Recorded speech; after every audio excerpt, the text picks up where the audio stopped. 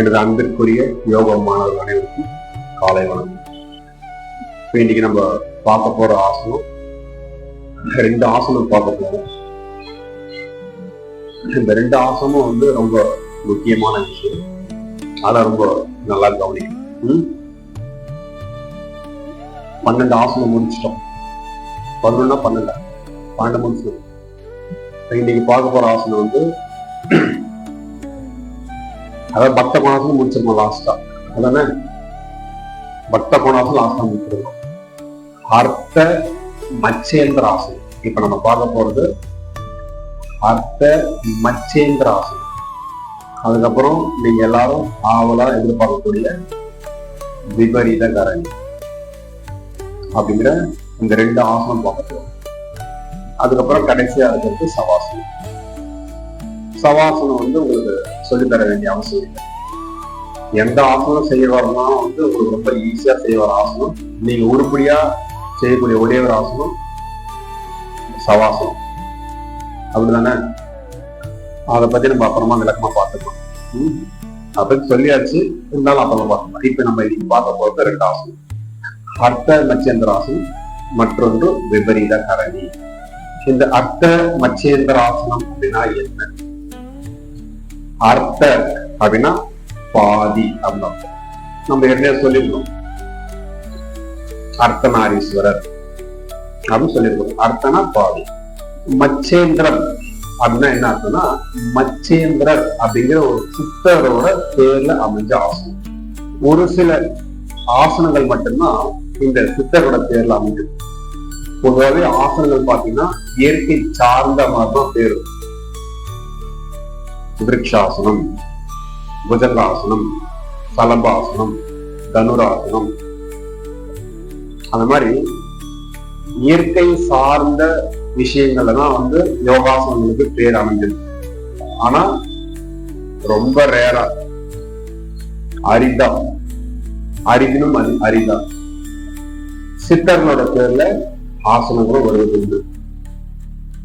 அந்த அடிப்படையில பார்க்கும்போது இந்த ஆசனம் மச்சேந்திரர் அப்படிங்கிற ஒரு சித்தரோட பேர்ல இந்த ஆசனம் அமைஞ்சிருக்கு. அப்படின்னா என்ன அர்த்தம்னா, அந்த சித்தர் எப்பொழுதுமே இந்த இருக்கையில தான் அமர்வார். அதாவது இந்த ஆசனத்துல தான் அமர்வார். எப்பயுமே அப்படிதான் உட்காந்துருப்பார்.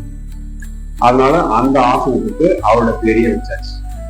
இந்த ஆசனம் என்ன பண்ணும் அப்படின்னு கேட்டீங்கன்னா, நான் உங்களுக்கு ஆரம்ப கட்டத்துல முதல் நாள் பயிற்சி அப்போ உங்களுக்கு சொல்லியிருப்பேன். ஆசனங்கள் மல்லாந்த பட்டலி ஆசனங்கள், குப்புறப்பட்டலி ஆசனங்கள், உட்கார்ந்த நிலையில செய்யக்கூடிய ஆசனங்கள், நின்று கொண்டு செய்யக்கூடிய ஆசனங்கள், உடலை முறுக்கி செய்யக்கூடிய ஆசனங்கள், அப்புறம் ஒரு ஆசனத்துக்கு மாற்று ஆசனம் அப்படிலாம் உங்களுக்கு விளக்கங்கள் சொல்லியிருப்பேன். இந்த ஆசனம் உடலை முறுக்கி செய்யக்கூடிய ஆசனம். இந்த ஒரு ஆசனம் உங்களுக்கு உடம்பு முறுக்கி செய்யற மாதிரி. இந்த மாதிரி உடலை முறுக்கி செய்வதனால் என்ன பலன்? கொஞ்சம் நெஞ்ச பலன் கிடையாது, அளவுக்கு அதிகமான பலன். எப்பவுமே ஆசனங்கள் ஒவ்வொரு முறையும் சொல்லும் போது இந்த ஆசனம் ரொம்ப முக்கியம், இந்த ஆசனம் ரொம்ப முக்கியம் சொல்லே இருக்கும். எல்லா ஆசனமும் முக்கியமே தான். ஏன் அந்த வார்த்தை அடிக்கடி சொல்லணும்னா, ஒவ்வொரு ஆசனமும் அந்த சித்தர்கள் இந்த உடல் கூறு, உடல் மொழிய, இந்த உடலை பற்றி ஆய்ந்து எந்தெந்த ஆசனங்கள் எந்த மாதிரியான வர்ம புள்ளிகளை தூண்டுகிறது, எந்த சக்கரங்களை அது ஆக்டிவேட் பண்ணுது அப்படிங்கறத ரொம்ப நுட்பமா இந்த உடலை பற்றி ஆராய்ந்து அதன் அடிப்படையில ஆசனங்களை உருவாக்கி கொடுப்பாங்க. இன்னும் சொல்ல போனா, இந்த சித்த புருஷர்கள், மகா புருஷர்கள் எப்படி இந்த 84 லட்சம் ஆசனங்களை உருவாக்குனாங்க அப்படின்னு நீங்க கொஞ்சம் ஆராய்ந்து பார்த்தீங்கன்னா, எப்பவுமே இந்த மனிதன் ஒரு பாடத்தை கத்துக்கணும்னா யார்கிட்ட இருந்து கத்துக்கணும் சொல்லுங்க? யார்கிட்ட இருந்து நம்ம கத்துக்கணும் ஒரு பாடத்தை? குரு கிட்ட இருந்து கத்துக்கணுமா? அவர் பரமார்த்த குருவா தான் என்ன பண்ணுவீங்க? முட்டாள் குருவும் முட்டாள் சீடர்களும் அந்த மாதிரி குருவா தான் என்ன பண்ணுவீங்க? ஆதிகால மனிதன் வாழ்வியல் முறைய எங்க இருந்து யாருக்கிட்ட இருந்து கத்துக்கணும்? Very good. எங்க இருந்து கத்துக்கணும்? இயற்கை கிட்ட இருந்து கத்துக்கணும். இயற்கையை உற்று கவனிச்சான். இயற்கையை உற்று கவனிச்சு அவனுக்கு சிந்தனை சக்தி வளரும் போது இயற்கையை உற்று கவனிச்சு அந்த இயற்கை கிட்ட தனக்கான பாடத்தை கத்துக்கணும். அப்ப இயற்கைனா என்ன அப்படின்னு கேட்டா, இயற்கைனா என்னது? சூரியன் உதிக்கிறது, சந்திரன் உதிக்கிறது, சரி, இதெல்லாம். அதாவது தனக்கான அந்த அறிவு முதிர்ச்சிய எங்க இருந்து எடுத்துக்கினான்னா ஜீவராசிகளை பார்க்கலாம். ஒவ்வொரு ஜீவராசியோட வாழ்வின் முறையை பார்க்கலாம். ஆதிகால மனிதன் ஒவ்வொரு ஜீவன்களோட வாழ்வியல் முறைய கவனிச்சு பார்க்கறான், உற்று கவனிச்சு பார்க்கறான்.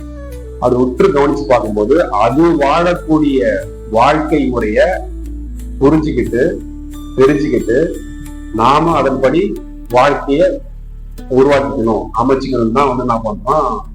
இந்த மனிதனுக்கான அறிவு வளர இருக்கு. அப்படிதான் வந்தது. அதான் நம்ம பொதுவா என்ன சொல்றோம், இயற்கை கிட்ட நம்ம கத்துக்கிறோம் அப்படின்னு சொல்றோம்.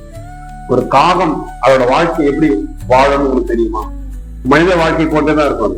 தெரியுமா? அது மனித வாழ்க்கை போட்டுதான் இருக்கும். அதுக்காக அதாவது என்ன பண்றோம், அந்த அமாவாசை காலங்கள்ல அந்த புத்திர கடன்னு சொல்லும் போது நம்ம காகத்துக்கு எள்ளு தயிரும் கலந்த ஒரு சாதத்தை வச்சு வைப்போம். அதெல்லாம் எல்லாத்துக்கும் ஒரு காரணம் இருக்கு. காகம் தண்ணியில 3 முறை தலையை முழுகாம அது வெளில வராது. தண்ணியில தலையை 3 முறை முழுகாம வெளியில வராது. அப்ப அதுக்கு இருந்து என்ன பண்றான், இந்த மனிதன் குளிக்கணும் அப்படின்றத கத்துக்கிறான். அது மாதிரி ஒவ்வொரு ஜீவன் கிட்ட இருந்தா என்ன பண்றான், தனக்கான அந்த அறிவை வளர்த்துக்கிறான், கத்துக்கிறான். அப்போ அது 5 அறிவு ஜீவராசிகள். அப்படித்தானே? எல்லாத்தையும் அதுக்கிட்ட எடுத்து என்ன ஆகும், காட்டு மிராண்டித்தனமா ஆயிடும் வாழ்க்கை. நம்ம 6 அறிவு கொண்ட மனிதன், நம்மளுக்கு ஒரு எக்ஸ்ட்ரா ஒரு அறிவு இருக்கு, 6 அறிவு. அந்த அறிவு என்னது? சிந்திக்கக்கூடிய அறிவு. அப்ப சிந்திக்கக்கூடிய அறிவு இருக்கும்போது அதன் கிட்ட இருந்து பாடத்தை கத்துக்கினாலும் அதுல ஒரு ஒழுங்குமுறையை கொண்டு வரோம். ஒருவனுக்கு ஒருத்தி, ஒரு குடும்பம் இப்படிதான் இருக்கணும், இதுதான் சொந்த பந்தம். இந்த சொந்த பந்தங்களுக்கு பிணிச்சு இருக்குன்னா இந்த மாதிரியான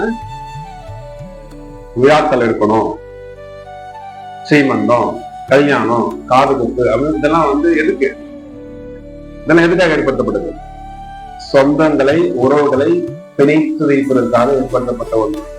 உறவுகளை விட்டுக்கூடாதுங்கிறத ஏற்படுத்தப்பட்ட ஒன்று. புரியுதா? அப்படி பார்க்கும்போது இந்த 84 லட்சம் ஆசனங்களும் எங்க இருந்து எடுக்கப்பட்டது அப்படின்னு கேட்டீங்கன்னா இயற்கையில இருந்து எடுக்கப்பட்டதுதான். இப்ப மயூர ஆசனம் அப்படின்னா ஒரு மயில் மாதிரியே இருக்கும் அந்த ஆசனம் செஞ்சீங்கன்னா. மண்டுகாசனம் இருக்கு. மண்டுகாசனா தவளை, மண்டுகான தவளை, அது செய்யும்போது தவளை மாதிரியா இருக்கு. சிங்க ஆசனம் இருக்கு. அந்த ஆசனம் பாத்தீங்கன்னா சிங்கம் மாதிரியா இருக்கு. புஜங்காசன் பாம்பு மாதிரி இருக்கு. சலபாசனம் வெட்டிக்கிளி மாதிரி இருக்கும். சேது பந்தாசன் ஒரு பிரிட்ஜ் மாதிரி இருக்கு. சேது பந்தாசனம். சக்கராசனம் ஒரு பிறை நிலா மாதிரி இருக்கும். உஷ்டாசன் ஒரு ஒட்டகம் மாதிரி இருக்கும். தனுராசன் வில்லு மாதிரி இருக்கும். அலாசனம் ஏற்கலப்ப மாதிரி இருக்கும். மச்சாசனம் மீன் மாதிரி இருக்கும். அந்த மாதிரி இந்த சித்த புருஷர்கள் மகா புருஷர்கள் இயற்கையை உற்று நோக்கி தனக்கான வாழ்வியல் முறைகளை என்ன பண்றாங்க, கட்டமைக்கிறாங்க. அப்ப இந்த ஆசனங்கள் எல்லாமே எங்க இருந்து எடுக்கப்பட்டது? இப்ப மாரிச்சேரி ஆசனம் இருக்கு. மாரிச்சேரினா பூனைன்னு பேரு. அந்த ஆசனம் பண்ணினா பூனை மாதிரியே தான் இருக்கும். இப்ப இந்த மாதிரி இயற்கை கிட்ட என்ன பண்றோம், எப்பவுமே இப்ப அதுக்கு யாரு சொல்லி கொடுத்தா, அந்த ஜீவராசிக்கு யாரு சொல்லி கொடுத்தா? ஒரு ஆலமரம் இருக்கு. அந்த ஆலமரம் கொடுக்கக்கூடிய பழம், ஒரு பழம் ஒன்று. அந்த பழத்துல அதுக்குள்ள விதை எப்படி இருக்கு, அதோட விதை எப்படி இருக்கு? கடுகை விட சிறியது. கடுகை விட சிறியது. அப்ப கடுகை விட சிறிதா இருக்கக்கூடிய அந்த விதைக்குள்ள இவ்வளவு பெரிய ஆலமரத்தை யார் வச்சா? எப்படி வந்தது? அடையாறு ஆலமரங்கிறது அது ரொம்ப கடல் போல பறந்து நிறுத்திக்கிறதுன்னு சொல்றாங்க. அப்ப அந்த சிறு விதைக்குள்ள இவ்வளவு பெரிய ஆழம், இவ்வளவு பெரிய மரத்தை யாரு ஒழிச்சு வச்சா? ஒரு தண்ணி எடுத்து ஊக்குறீங்கன்னா அந்த தண்ணி இப்படிதான் போன யாரு அதுக்கு சொல்லி கொடுத்தா? யாரு சொல்லி கொடுத்த தண்ணி? ஒரு பனங்கொட்டையை போட்டா அப்படியே நேரா நெட்டா போயிட்டு இத்தனை வருஷம் கழிச்சு அது மகசூல் பூமி யார் சொல்லி கொடுத்தா? ஒரு வேர்க்கல்லையை போட்டீங்கன்னா அந்த வேர்க்கல்லை செடி 3 மாசம் மகசூல் கொஞ்சம் யார் சொல்லி கொடுத்தாங்க? நீங்க யாரும் சொல்லி கொடுத்தீங்க? அல்லது உங்களுக்கு புரியாம சொன்னா, ஒரு குழந்தை தாயின் கருவிலிருந்து பிறந்து வருது. இன்னும் எளிமையா சொல்லணும், ஒரு தாயின் கருவறைக்குள்ளிருந்து ஒரு குழந்தை பிறந்து வருது. பிறந்து வந்த அந்த பச்சிலம் குழந்தைய கொண்டு போயிட்டு மார்ல வச்ச உடனே அந்த பிஞ்சு வாய், பால் மாறாத பிஞ்சு உதடுகள், பிஞ்சு வாய், அந்த முளைக்காம சப்பி பால் குடின்னு யார் சொல்லி கொடுத்தா? யார் சொல்லி கொடுத்தீங்களா? நீங்க சொல்லி கொடுத்தீங்களா? இங்க பாரு பாப்பா, நான் கொண்டு போயிட்டு உன்னோட வாயை மார்பில் வைப்பேன், நீ என்ன பண்ணும்? உறிஞ்சி உறிஞ்சி உறிஞ்சி பால் குடிக்கணும் அப்படி நீங்க ஏதாவது சொல்லி கொடுத்தீங்களா? கிடையாது. அப்ப அதெல்லாம் என்ன அப்படின்னு கேட்டீங்கன்னா, அது இயற்கையிலேயே விதிக்கப்பட்டதுன்னு அப்ப சொல்லலாம். என்னது? அதோட டிஎன்ஏல இருக்குது. அதெல்லாம் நீங்க யாரும் சொல்ல வேண்டிய அவசியம் இல்லை, நீங்க யாரும் சொல்லிக் கொடுக்கணும் அவசியம் இல்லை. அதோட டிஎன்ஏலே இருக்கிறது. இன்னும் சொல்ல போனா அது ஆன்மாலேயே இருக்குது அர்த்தம். அது ஆன்மாலேயே என்ன பண்ணி வச்சுக்கிறான்? பிக்ஸ் பண்ணி அமைச்சிருக்கிறான். இப்படிதான் அப்படின்னு பிக்ஸ் பண்ணி அமைச்சுக்கிறான். ஒரு கன்றுக்குட்டி பிறந்த உடனே அடுத்த 1/2 மணி நேரத்துல எழுந்து இன்னும் ஓடணும், இல்லைன்னா ஆபத்து. விலங்குகளால அது ஆபத்து, காட்டுல வாழக்கூடிய விலங்குகளால அது ஆபத்து இல்லை, உயிருக்கு ஆபத்து. எழுந்து ஓடணும், அம்மா பின்னாடி எழுந்து ஓடணும் அடுத்த 1/2 மணி நேரத்துல. அப்ப இதெல்லாம் எங்க நடக்குது, எப்படி வருதுன்னா, அது இயற்கையிலேயே அதோட ஆன்மாவோட அந்த டிஎன்ஏல புதஞ்சிருக்கிற விஷயம். அதுக்கு யாரும் சொல்லி தர வேண்டிய அவசியம் கிடையாது. உங்களுக்கு கல்யாணம் பண்ணி வச்சா எப்படி குழந்தை பொறுத்து யாரும் சொல்லி தர வேண்டிய அவசியம் இல்லை. உங்களுக்கே தெரியாது எப்படி குழந்தை பொறுத்து. இப்பதான் புரியுது உங்களுக்கு, இவ்வளவு நேரம் நல்லா புரியல, இது நல்லா புரியுது. அப்ப அந்த டிஎன்ஏல இருக்கிற விஷயம். அப்ப இயற்கைக்கு என்ன பண்றோம், அதோட விஷயங்கள் என்ன பண்றோம், ஆய்வு செய்து தெரிஞ்சுக்கிறோம். ஒரு பூனை அது காலையில என்ன பண்ண தெரியுமா? யோகா பண்ணிட்டு தான் அடுத்த வேலையை தொடரும், தெரியுமா? ஒரு நாய் யோகா பண்ணிட்டு தான் அடுத்த வேலையை தொடரும், தெரியுமா? அது நாய் செய்யுது, பூனை செய்யுது, 6 கொண்ட மனுஷன் மட்டும் செய்ய மாட்டேங்குது. ஏன் அப்படின்னா அந்த 6 வந்ததுனால்தான். அது இல்லைன்னா பிரச்சனையே கிடையாது. அது இருக்கிறதுனால திருமணம் ஆயிடும், வேற ஒண்ணும் கிடையாது. அது பூனை அப்படி இந்த முதுகு தூக்கி அப்படி பண்ணது. அது ஏதாவது அதுக்கு ஆபத்து வரும்போது என்ன பண்ணுது? ஏதோ ஒரு ஜீவன் அப்படி நாய் நிக்குது, கடிக்கிறதுக்கு வருது, அது என்ன பண்ணும்? அதை எதிர்ப்பு தெரியும். அப்படியே குட்டி தான் அது, குட்டி தான் அது. ஆனா தன்னோட உடம்பை எவ்வளவு பெருசா அப்படி காமிச்சு கத்தும், அப்படிதானே? அதோட முதுகு எப்படி பெண்ட் பண்ணி தூக்கிட்டு அப்படி கத்தும், வாழை தூக்கி அதோட எதிர்ப்பை தெரியுது. அந்த மாதிரி ஆசனம் செய்யும் போது 3 நாடியும் ஆக்டிவ் ஆகும். சூரிய நாடி, சந்திர நாடி, சூட்சும நாடி, 3 நாடின்னு ஆக்டிவ் ஆகும். அப்படி ஒரு ஆசனம் இருக்கு. 14 ஆசனம் செய்ய தேவை. 14 ஆசனம் செய்ய தேவையில்லை. ஒரே ஒரு ஆசனம் செய்தாலே போதும், 3 நாடி ஆக்டிவ் ஆகும். அந்த ஆசனத்துக்கு தான் மாரிஜரி ஆசனம். ஆபீஸ் டைம் ஆயிடுச்சு, கிளம்பணும், ஆனா நம்ம உடம்ப ஆக்டிவேட் பண்ணிடணும். அதாவது இந்த மனிதன் தினந்தோறும் தன் உடம்பை கட்டமைத்துக் கொள்ள வேண்டும். தினந்தோறும் ஆரோக்கியத்தை புதுப்பித்துக் கொண்டே இருக்க வேண்டும் தினசரி. ஆரோக்கியம் அப்படின்னா என்ன அர்த்தம்? ஆரா பிளஸ் ஐக்கியம், அதுக்கு பேர் தான் ஆரோக்கியம். ஆரா பிளஸ் ஐக்கியம், அதான் ஆரோக்கியம். அப்ப நீங்க தினசரி நீங்க உங்க வேலையை செய்யணும்னா உங்களோட உடம்புல எனர்ஜி லாஸ் ஆகுதா இல்லையா? சொல்றீங்க சாயந்தரம் ஆயிடுச்சு, டயர்ட் ஆயிடுற, அவ்வளவுதான் எனர்ஜி, அதுக்கு மேல இல்லை. அப்ப மீண்டும் 14 காலையில நீங்க எனர்ஜி புதுப்பிக்கணும். இல்லைன்னா முறையான அளவுக்கு ஓய்வு விடணும், தூங்கி எழுந்தணும், நல்லா தூங்கி எழுந்தணும். தூங்கி எழுந்தும் போது அந்த நிம்மதியா ஆழ்ந்த உறக்கம் மேற்கொள்ளும் போது தான் அந்த எனர்ஜி இயற்கையில இருந்து கிடைக்கும், யூனிவர்சல் ஃபோர்ஸ் கிடைக்கும். அப்ப முறையான தூக்கம் கிடையாது, முறையான உணவு கிடையாது, முறையான பயிற்சி கிடையாது, முறையான இல்லறம் கிடையாது, எதுவுமே இல்லைன்னும் போது என்ன வந்துடும் உடம்பு. உங்க உடம்புல ஆரோக்கியம் குறைஞ்சிட்டே தான் வரும். அப்ப இந்த ஆரோக்கியத்தை கட்டமைக்கணும்னா நீங்க உயிர் வாழறதுக்கு எப்படி தினசரி நீங்க உணவு எடுக்கிறீங்களோ அது போல நீங்க ஆரோக்கியமா இருக்கணும்னா, நோய் இல்லாம ஆரோக்கியமா வாழணும். ஆரோக்கியத்துக்கான பயிற்சி நீங்க செஞ்சாதான் முடியாது, இல்லைன்னா முடியாது. உடம்புல பலம் இருக்கிற வரைக்கும் நம்ம நின்றுக்கலாம், நம்ம இஷ்டத்துக்கு ஆடிக்கலாம், தப்பு கிடையாது. ஏன்னா இந்த மனிதன் வந்து சொகுசாவே வாழ்ந்தார். சோம்பேறி கருதுன்னு பேர் வருது. என்ன கருது? சோம்பேறி கருது. எதையும் செய்யக்கூடாது, ஆனா நான் வாழ நினைப்போம். எதையுமே செய்யக்கூடாது, ஆரோக்கியத்துக்கான எந்த விஷயம் செஞ்சு கூடாது, ஆனா நான் ஹெல்த்தியா இருக்கும். இது சாத்தியமா? அது நடக்கும். அது அப்படின்னா நீ என்ன பண்ணணும்னா கைகால மாதிரி கம்முன்னு கண்ண மூடி உட்காந்து கம்முன்னு உட்காந்துக்கோ. காலகாலமா கண்ணை மூடி சிறுமத்திர முடிச்சு கம்முன்னு உட்காந்து ஆரோக்கியமா இருக்கும், காலங்காலமா இருக்கும். அதுக்கு சாத்தியம் இல்லை. வேலை பார்க்கணும், சம்பாதிக்கணும், குடும்பம் இருக்கணும், எல்லாம் வேணும். ஆனா ஆரோக்கியமா இருக்கிறதுக்கான எந்த வேலையும் செஞ்சுக்காம நான் ஹெல்த்தியா இருக்கேன். இதுக்கு பேர் தான் அங்கலாப்பு அப்படின்னு பேரு. எதையுமே செஞ்சுக்காம நான் ஹெல்த்தியா நினைக்கிறது வந்து அங்கலாப்பு. அதனால வந்து தினந்தோறும் பயிற்சிகள் மேற்கொள்வது வந்து மனிதனோட கடமை. ஆரோக்கியங்கிறது உங்க உரிமை, உங்க சொத்து, உங்க உரிமை. அதை விட்டு கொடுத்துட்டு மற்றதெல்லாம் அடைந்து நினைக்காதீங்க. அதை அழிச்சுக்கிட்டு அதை விட்டுட்டு மற்றதெல்லாம் அடைஞ்சிடலாம் அப்படி நினைச்சுன்னா அது உங்களோட கற்பனை, அது மாயை. அது ஒண்ணுமே கிடையாது.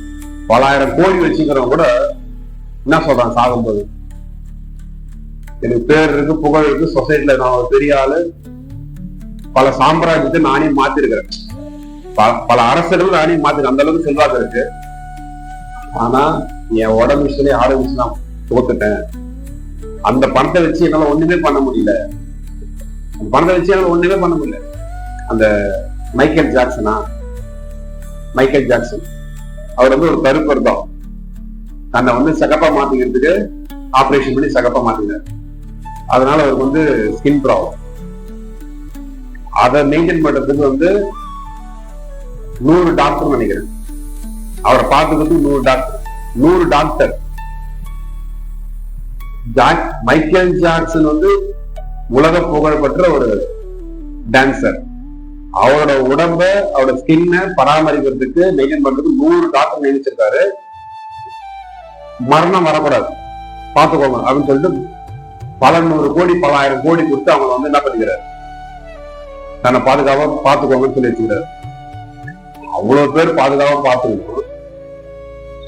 சின்ன வயசுல போய் சேர்ந்துட்டாரு. அவரோட இலக்கைய வந்து நிலாவில போய் டான்ஸ் ஆடிட்டு வரணும். அதான் அவரோட ஆம்பிஷனே. நிலாவில ராக்கெட்ல போயிட்டு நிலாவில டான்ஸ் ஆடிட்டு வரணும் தான் அவர் இலக்கே. இப்போ ஒருத்தர் இருக்கார், அவரு அமெரிக்கால பெரிய தொழிலதிபர். யார் அவரு? Elon Musk.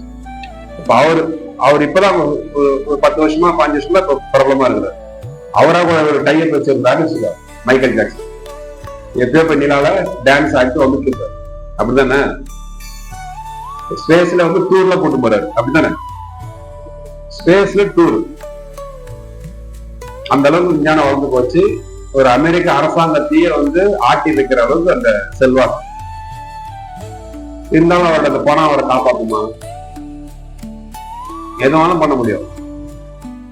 ஆரோக்கியம் போச்சுன்னா இந்த பணங்கிறது இதுக்கு சமம். அவ்வளவுதான். எத்தனை 1000 கோடி இருந்தாலும் அது வந்து வேஸ்ட் தான். அதனால இந்த ஆரோக்கியத்துக்கு முக்கியத்துவத்தை கொடுத்து தினசரி பயிற்சிகள் மேற்கொள்வது உங்க கடமை, உங்க உரிமையும் கூட. அதை விட்டு கொடுத்துட்டு மற்றது எல்லாத்தையும் நம்ம அடைஞ்சிடலாம் அப்படின்னு நினைக்கிறது வந்து மிக மோசமான எண்ணம். நல்லா இருக்கிற வரைக்கும் பரவாயில்ல, விடுங்க. ஆனா ஏதோ ஒரு உபாதை வந்துருச்சு, நம்ம நோய்க்குள்ள தள்ளப்படுறோம் அப்படிங்கிற ஒரு விஷயம் வந்துருச்சுன்னா தினசரி பயிற்சிகளை மேற்கொண்டாக வேண்டும். சிம்பிள் தான், ரொம்ப சிம்பிள் தான். ஒரு பெட்ஷீட் போட்டோமா, கை காலத்துக்கு 4 ஆசனம் பண்ணுமா, ஃபுல் சார்ஜ் ஆயிடும். அவ்வளவுதான். ஃபுல் சார்ஜ், பேட்டரி சார்ஜ் போடுற மாதிரி தான். ஃபாஸ்ட் சார்ஜ் வேணுமா, அதுக்கும் ஆசனம் இருக்கு. குயிக் சார்ஜ், ஆமா இருக்கு. ஒரு 1.25 மணி நேரம் ஆகுது ஃபுல்லா எல்லா ஆசனம் செய்யறதுக்கு. ஃபாஸ்ட் சார்ஜ் வேணுமா இருக்காது, 10 நிமிஷம் சார்ஜ் பண்ணலாம், ஃபுல் சார்ஜ். அதெல்லாம் இந்த மாதிரி ஆசனம் தான். விபரதகரணி, வஜ்ராசனம், மாரிஜரி ஆசனம், இதெல்லாம் ஃபாஸ்ட் சார்ஜ். ஏதோ சார்ஜ்ல 33 சார்ஜ் சொல்றாங்க, 33 43 சொல்றாங்க. அது மாதிரி ஃபாஸ்ட் சார்ஜ். அது மாதிரி இருக்கு. இதெல்லாம் நீங்க அட்வான்ஸா போகும்போதுதான் இதெல்லாம் வந்து உங்களுக்கு வந்து சொல்லித்தர முடியும். அப்ப பேசிக்கா விஷயம் செய்யும்போது அதை நம்ம வந்து தனக்குறிதான் நம்ம மாத்திக்கணும். புரியுதா? அப்ப இயற்கை உணர்ந்துதான் என்ன பண்ணிருக்கான், இந்த சித்த புருஷர் மகா புருஷர் ஒவ்வொரு ஆசனமும் வந்து எந்தெந்த சக்கரங்களை ஆக்டிவேட் பண்ணுது, சக்தி மையங்களை வந்து தூண்டுதுங்கிறத கவனிச்சுதான் என்ன பண்றாங்க, அதை அப்படியே எடுத்து என்ன பண்றாங்க, செய்யறாங்க. செஞ்சு நமக்குள்ள ஒரு தனக்குள்ள ஒரு மாற்றம் உணரும் போது அதை அந்தந்த ஆசனத்தோட அந்தந்த ஜீவனோட பேரையே அப்படி வச்சிருக்காங்க. சொல்றது புரிஞ்சுதா? கிளியரா புரிஞ்சதுன்னு நினைக்கிறேன். இது இயற்கையை சார்ந்து அந்த பேர் அமைக்கிறாங்க. அதே நேரத்துல இந்த ஆசனம் வந்து ஒரு சித்தரோட பேர்ல அமைஞ்ச ஆசனத்தினால அவர் எப்பொழுதுமே இந்த பொசிஷன்ல உட்கார்ந்து இருப்பாரு. அதனால அவரோட பேரையே வச்சாச்சு. கிளியரா புரிஞ்சிச்சு இல்லையா? இந்த ஆசனத்துக்கு பேரு அர்த்த மச்சேந்திர ஆசனம். அர்த்தனா பாதி, மச்சேந்திரங்கிறது வந்து அந்த சித்தரோட பேர். இதோட பலன்கள் என்ன அப்படின்னு கேட்டீங்கன்னா, ரொம்ப அற்புதமான ஆசனம் இது. இந்த 14 ஆசனங்கள்ல நீங்க பொதுவா நம்ம இந்த யோகாவோட அந்த விதிமுறைன்னு சொல்லும் போது வேர்த்த விறுவிறுத்த பதட்டத்தோட காய்ச்சல் அடிக்கும் போதோ, சளி பிடிச்சிருக்கும் போதோ, இல்ல மன அழுத்தத்துல மன உளைச்சல் இருக்கும் போதோ, உடல் ரீதியாவோ மன ரீதியாவோ ஏதோ ஒரு பாதிப்புக்குள்ள இருக்கும் போது ஆசனங்களை செய்யக்கூடாது. இது பொது விதி. மன அழுத்தத்துக்கு வந்து சவாசனம் பண்ணலாம், யோகாசனம் தொடர்ந்து பண்ண முடியாது. ஹார்மோன்ஸ் எல்லாம் இன்பேலன்ஸ் ஆயிருக்கு இல்லையா, அந்த நேரத்துல போயிட்டு கை வைக்கக்கூடாது. பதட்டத்துல இருக்கும் போதோ, காய்ச்சல் இருக்கும் போதோ, சளி பிடிச்சிருக்கும் போதோ, பீரியட்ஸ் இருக்கும் போதோ, இல்ல நடத்தி முடிச்ச மறுநாளோ, புரியுதா என்ன சொன்ன? இந்த மாதிரியான சூழ்நிலை வந்து யோகா செய்யக்கூடாது. செஞ்சீங்கன்னா இன்னும் பாதிப்பு தான் இருக்கும்.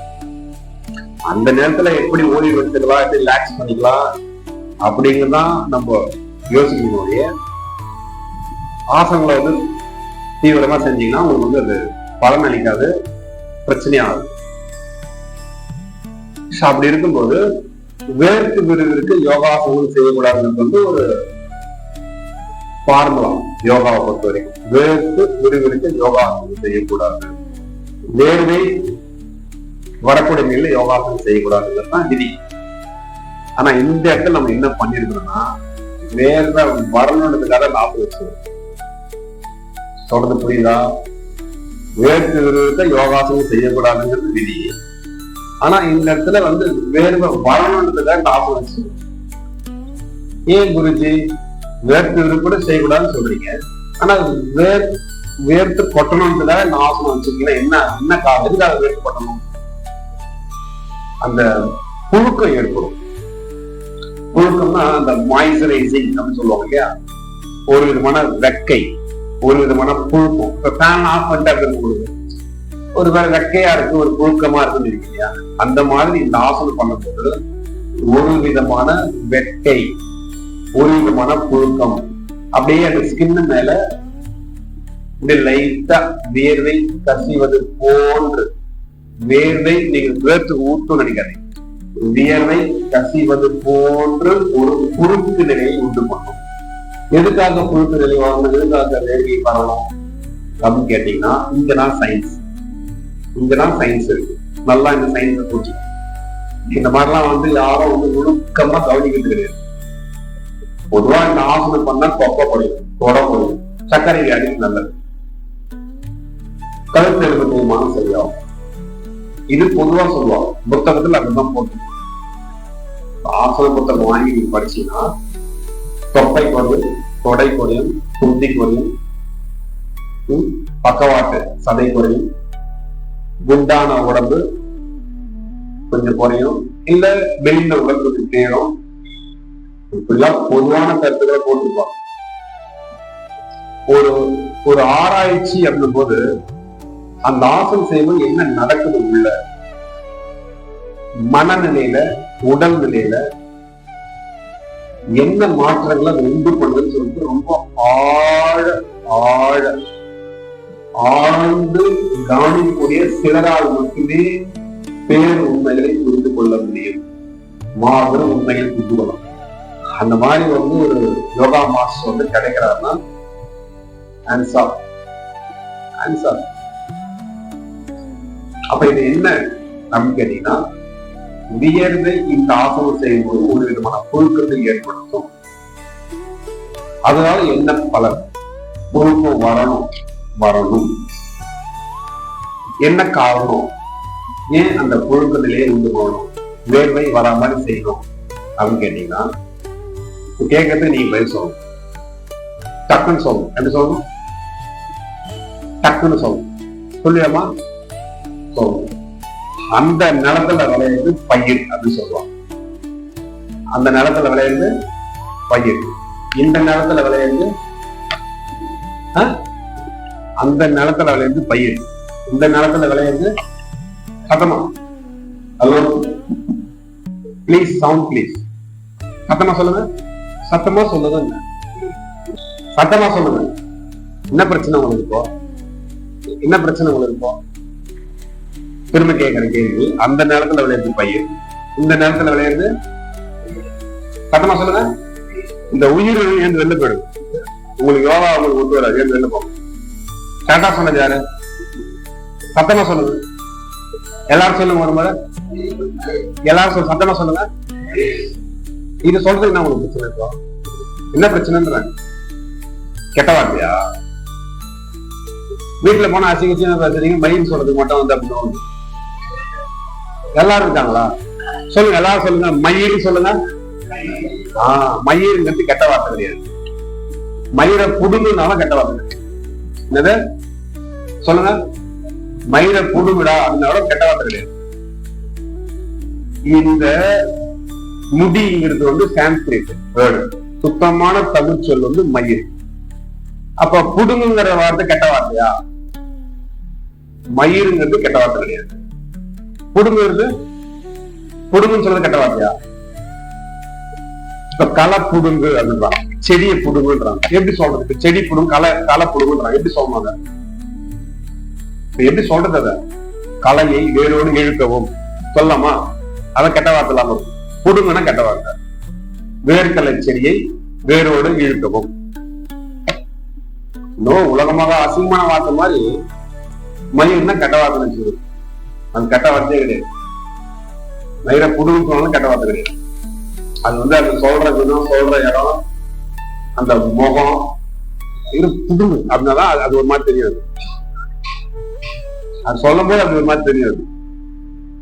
புரியுதா? அதெல்லாம் கெட்ட வார்த்தைலாம் கிடையாது.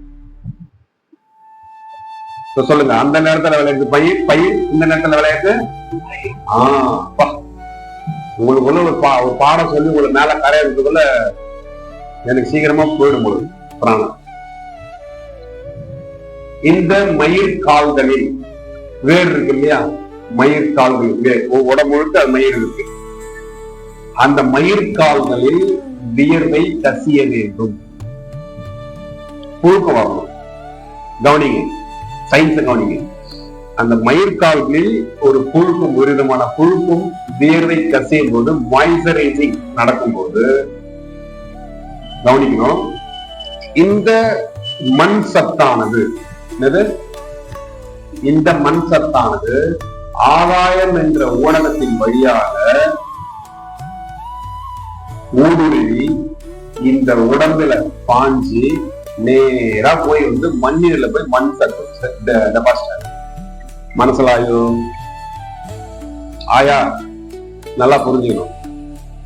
இந்த உடம்புக்குள், இந்த உடம்புல வியர்வை வருவதை போன்று யார் ஒருவர் உழைக்கிறார்களோ அவர்களின் மண்ணீரில் மிகவும் பலம் வாய்ந்ததாக இருக்கும்.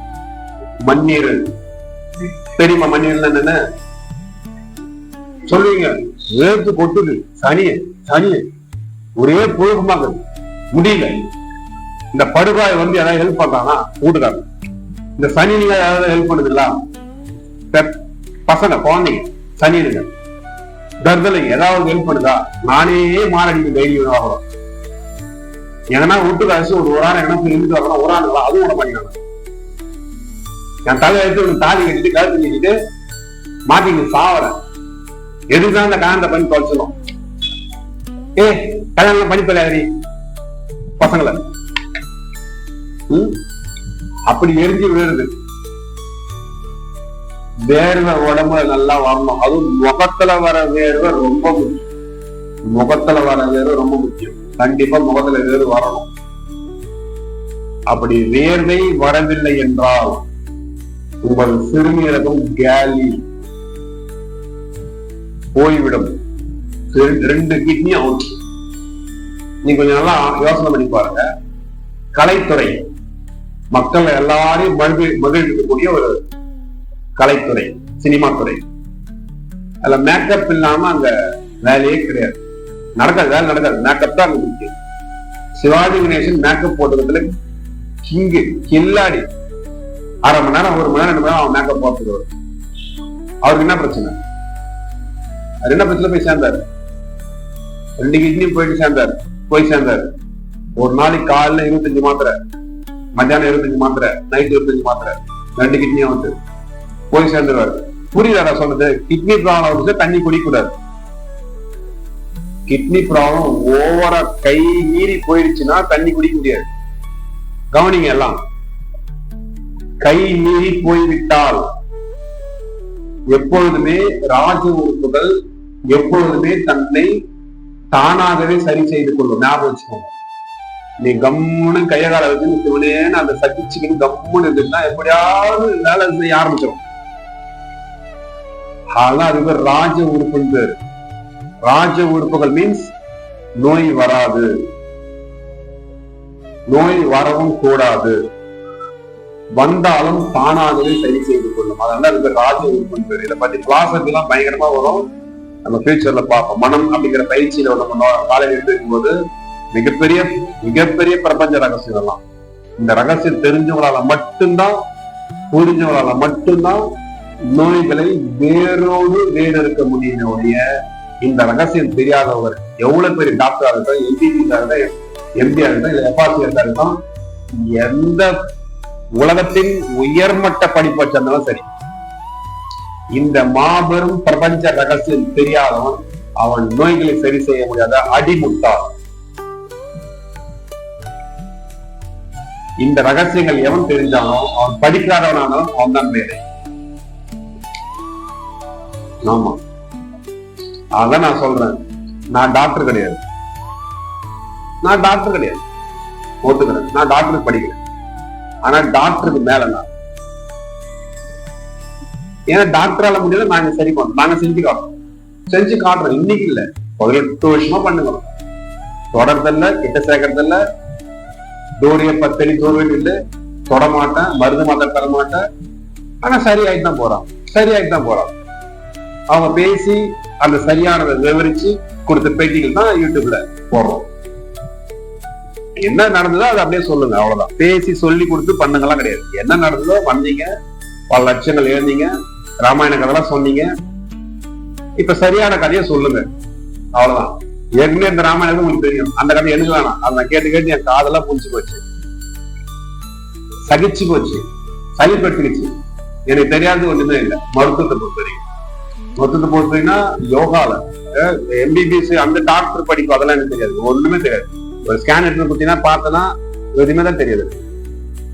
அது என்னன்னு பார்க்கணும்னா நான் ஏதாவது கொஞ்சம் டயக்னோஸ் பண்ணி பார்த்தனா உங்களுக்கு புரிஞ்சுக்கும், அவ்வளவுதான். மற்றபடி அதை பத்தி எதுவும் தெரியாது. அதுக்காக சுத்தமா ஜீரோன்னு சொல்ல வரல, அந்த நாலேஜ் இல்லை, அவ்வளவுதான். டாக்டருங்க நாலேஜ் எனக்கு கிடையாது, ஏன் நாலேஜ் அவங்க கிடையாது. அவங்களுக்கு தெரிஞ்சது நோய்களுக்கு மருந்து கொடுக்கறது, எனக்கு தெரிஞ்சது நோயை மருந்தெல்லாம் சரி பண்றது, அவ்வளவுதான். அதில் நான் தான் கிங்கி. என்ன சொன்னோம் இப்போ அந்த கவனிங்க, அந்த மண்ணீரல், அதான் சொல்ல வந்தேன். அந்த ஸ்கின் மேல அந்த புழுக்கம் வரும்போது இந்த ஆகாயத்தின் வழியாக அந்த மண் சத்தம் வந்து ஊடுருவி சென்று மண்ணீர்ல போய் டெபாசிட் ஆகும். எந்த அளவுக்கு அந்த மண்ணீர்ல மண் சத்து டெபாசிட் செய்யப்படுகிறதோ அவன் சிறந்த ஆண்மகனாக இருப்பான். நான் சொல்றது புரியும் நினைக்கிறேன் தெளிவா. ஒரு பெண் சிறந்த பெண் மகளாக இருப்பாள் அப்படின்னா என்ன அர்த்தம்? 28 நாளைக்கு ஒரு முறை சைக்கிள் கரெக்டா நடக்கும் அந்த பொம்பளை, அதான் பொம்பளை. பொம்பளைனா 28 days ஒரு நடக்குதா, அது பொம்பளை. ஒரு ஆண்மகன்னா அவனோட தாது பலம், அந்த வீரியம், அந்த ஆண்மை எழுச்சி, வீரியத்தோட பலத்தோட இருக்கானா அவன் ஆண்மகன். ஆண் உறுப்பு இருப்பதாலோ பெண் உறுப்பினாலோ ஆண் பெண் கிடையாது. ஆண்மையில பலமாகவும் பெண்மையில பலமாகவும். உடல் அவயங்களை வச்சுட்டு இது ஆண் இது பெண் அப்படின்னு சொல்றது அபத்தம். உள்கட்டமைப்புல ஆணாரும் உள்கட்டமைப்புல பெண்ணாரும். அப்போ ஒரு பெண்மை அப்படிங்கிறது எங்க நிர்ணயம் செய்யப்படுகிறது, ஒரு ஆண்மை அப்படிங்கிறது எங்க நிர்ணயம் செய்யப்படுகிறது சொன்னா அவன் ஆண்மையும் அவனோட விந்து பலத்தையும் அந்த கருமுறையும் அந்த கர்ப்பப்பையோட விஷயத்தையும் அந்த விந்து பலத்தான் வந்து ஆண்மை பெண்மை கட்டமைக்கப்படும். அப்ப அந்த ஆண்மை பெண்மை சிறந்த ஆண் மகனாகவும் சிறந்த பெண் மகளாகவும் இருக்கணும் அப்படின்னா அதுக்கு எது சரியா இருந்தா நடக்கும் அப்படின்னு கேட்டீங்கன்னா நல்ல அந்த மூளையில ஏற்றிக்கும், மண்டையில ஏற்றிக்கும். தூங்கக்கூடாது கவனி.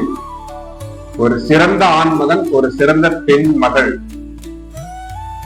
அப்படிங்கிறது எப்பொழுது நிர்ணயம் செய்யப்படுகிறது என்றால் யார் ஒருவருக்கு மண்ணீரல் பலம் வாய்ந்தவையாக இருக்கிறதோ அவனே சிறந்த ஆண்மகன், அவளே சிறந்த பெண் மகள். சொல்றது புரிஞ்சுதா? புரிஞ்ச கேட்டு.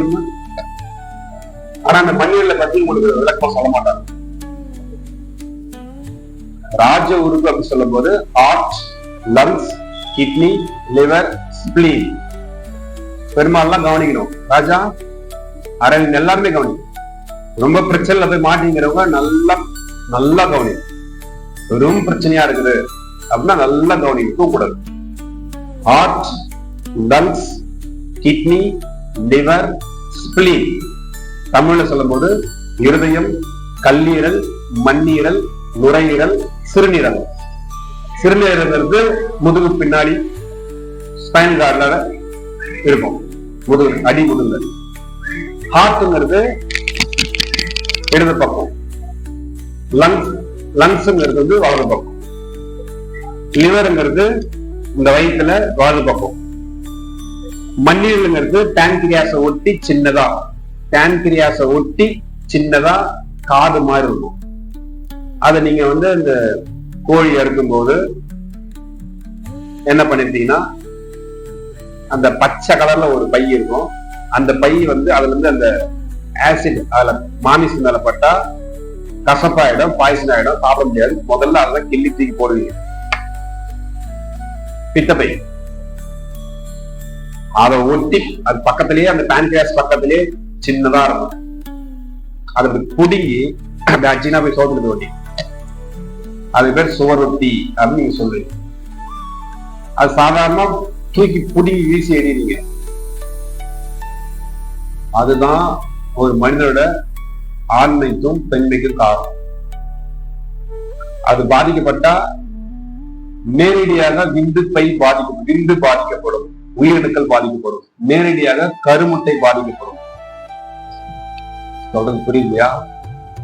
பொதுவா பெண்களுக்கு ரத்த சோகை பொதுவான விஷயம். ஏன் அப்படின்னா அந்த 3 நாள் விஷயங்கள் மாதம் நடக்குது. அதுவும் இல்லாம ஒரு பெண் தன் கருவறையில் அதாவது கர்ப்பப்பையில ஒரு குழந்தைய சுமக்கிறான்னு சொன்னா மண்ணீரில் இருக்கக்கூடிய சத்துக்களை உறிஞ்சி எடுத்துக்கிட்டு தான் குழந்தைய வளரும். நான் ஸ்லைட் போட்டு காட்டுறேன் அப்புறமா. மண்ணீரில் இருக்கக்கூடிய கால்சியம் அயன் நீங்க சாப்பிடுற கவனி நீங்க சாப்பிடுற உணவோட கால்சியம் அயன். ஐயா கவனி அங்க பாரு, அவர் எழுப்பினே தான் உங்க வேலை. எழுப்புங்க அவரை. தூங்குறதுக்காக நடுவு தூக்கி போடுவா. அப்புறம் சோதல் சாஞ்சி தூங்கினீங்கன்னா நடுவு தூக்கி போட பாருங்க. நடுவில் பாருங்க, பரவாயில்ல, கிட்னி 2 வச்சாலும் போற நடுவில் பாருங்க. எவ்வளவு முக்கியமான சூழ்நிலை தூங்கிக்கிறேன். இங்கீதமே இல்லைன்னு அர்த்தம். இங்கீதமே இல்லை. கொஞ்சம் கூட கட்டையில பொதுவா சொல்றேன், தூங்குறவங்க கட்டையில கொஞ்சம் சொரணம் இல்லைன்னு அர்த்தம். கட்டையில ஏன்னா ஒரு அன்பா பக்குவமா பாசமா நேசமா சொல்றது மண்டையில ஏற மாதிரி வாயம் போடுறா அப்படின்னா கேக்குறீங்க. புரியுதா இல்லையா? சாதாரணமா கண்ணே கனியே அமுதே செல்லம் அப்படின்னு சொன்னா பழண்டா அப்படின்னு செவ்வொழி விட்டுரும். ஏன் உட்காருன்னா என்ன பண்றீங்க? எதுக்கு இந்த மாதிரி நீ அன்பா சொன்ன ஏன் கேட்க மாட்டீங்க? தூக்கம் வருதா? காசு ஆசை தூக்கம் வரலாம் பாத்து. அப்புறம் உங்களுக்கு சர்க்கரை வியாதி இருக்கும். 10 மணிக்கு தூக்கம் வருதா? 9 மணிக்கு தூக்கம் வருதா? உங்களுக்கு சர்க்கரை வியாதி ஸ்டார்ட் ஆகுதுன்னு அர்த்தம். 9 மணில இருந்து 11 மணிக்குள்ள உங்களுக்கு தூக்கம் வருதுன்னா உங்களுக்கு சர்க்கரை வியாதி ஆரம்பம் அப்படின்னு அர்த்தம். தெரியுமா? அது 9 to 11 தூக்கம் வரக்கூடாது. வந்ததுன்னா உங்க சர்க்கரை வியாதி வரப்போகுது இல்ல இருக்குதுன்னு அர்த்தம். ஏன் தெரியுமா? காரணம் தெரியுமா? மண்ணீரல் அவுட்னு அர்த்தம். மண்ணீரல் அவுட், செத்துன்னு அர்த்தம். மண்ணீரல் செத்துங்கிறவங்க தான் அப்படியே 9 மணி மேல அப்படியே போவாங்க.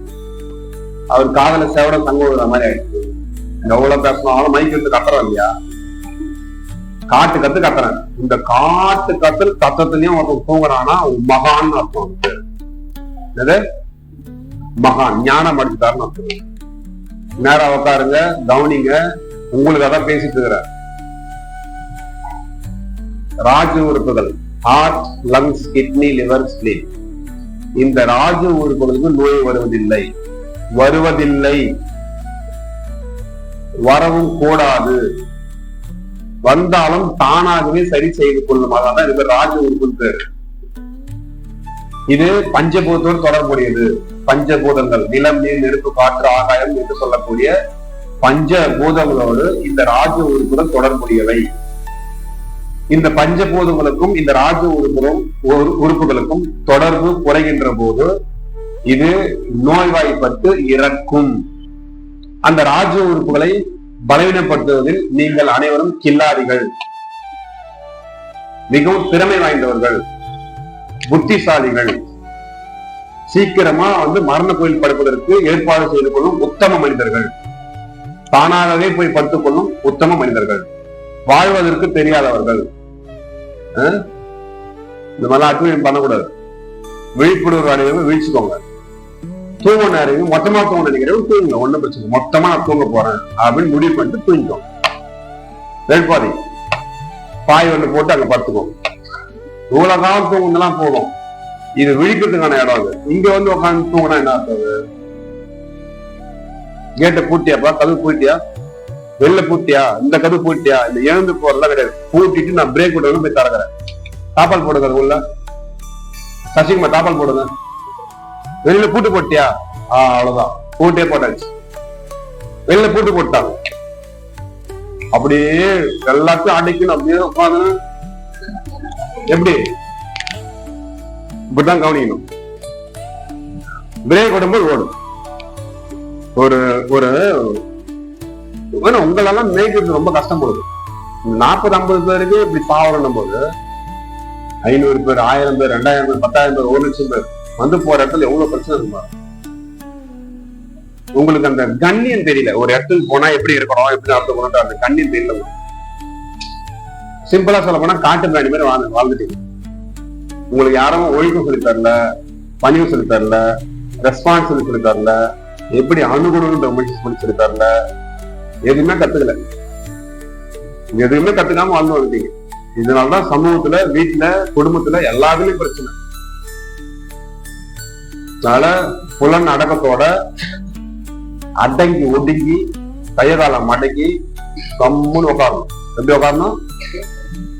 அடங்கி ஒடுங்கி, சொல்லுங்க சத்தமா சொல்லுங்க. அடங்கி ஒடுங்கி கையகால மடக்கி ஆணவத்தை விட்டுட்டு கம்முன்னு உட்கார்ந்து கவனிங்க. அப்படின்னு தான் நீங்க பயிற்சிப்பீங்க. இல்லைன்னா வேஸ்ட். என்ன சொல்ல வந்த போச்சு. உங்களாலேயே எனக்கு அப்பப்போ எனக்கு மார்க்கு நீங்க பண்றதெல்லாம். நம்ம இந்த ராஜ உறுப்பு சொன்ன பார்த்தீங்களா? இந்த ராஜ உறுப்பு நோய் வராது. அந்த வெளியில எல்லாம் என்ன சொல்லுவாங்கன்னா heart, lungs, kidney, liver, brain. இந்த பிரெயின் லைன் கொண்டு வரக்கூடாது. மூளைக்கு மூளையே இல்லைங்கிறதா என்னோட கோட்பாடு. இந்த மூளைக்கு மூளையே இல்லைங்கிறது என்னோட கோட்பாடு. அப்ப அந்த மூளைக்கு ஓரம் வச்சு அந்த மூலம் இருக்கிறதால திமிர் அதிகமா இருக்கு. மூளைக்கு மூலம் இருக்கிறதால்னா கொஞ்சம் திமிர் கிடையாது, பயங்கரமான திமிர், head weight.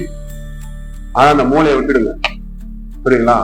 Heart, lungs, kidney, liver, spleen. Aravind நல்லா கவனி. Heart, lungs, kidney, liver, spleen. தமிழ சொல்றேன்.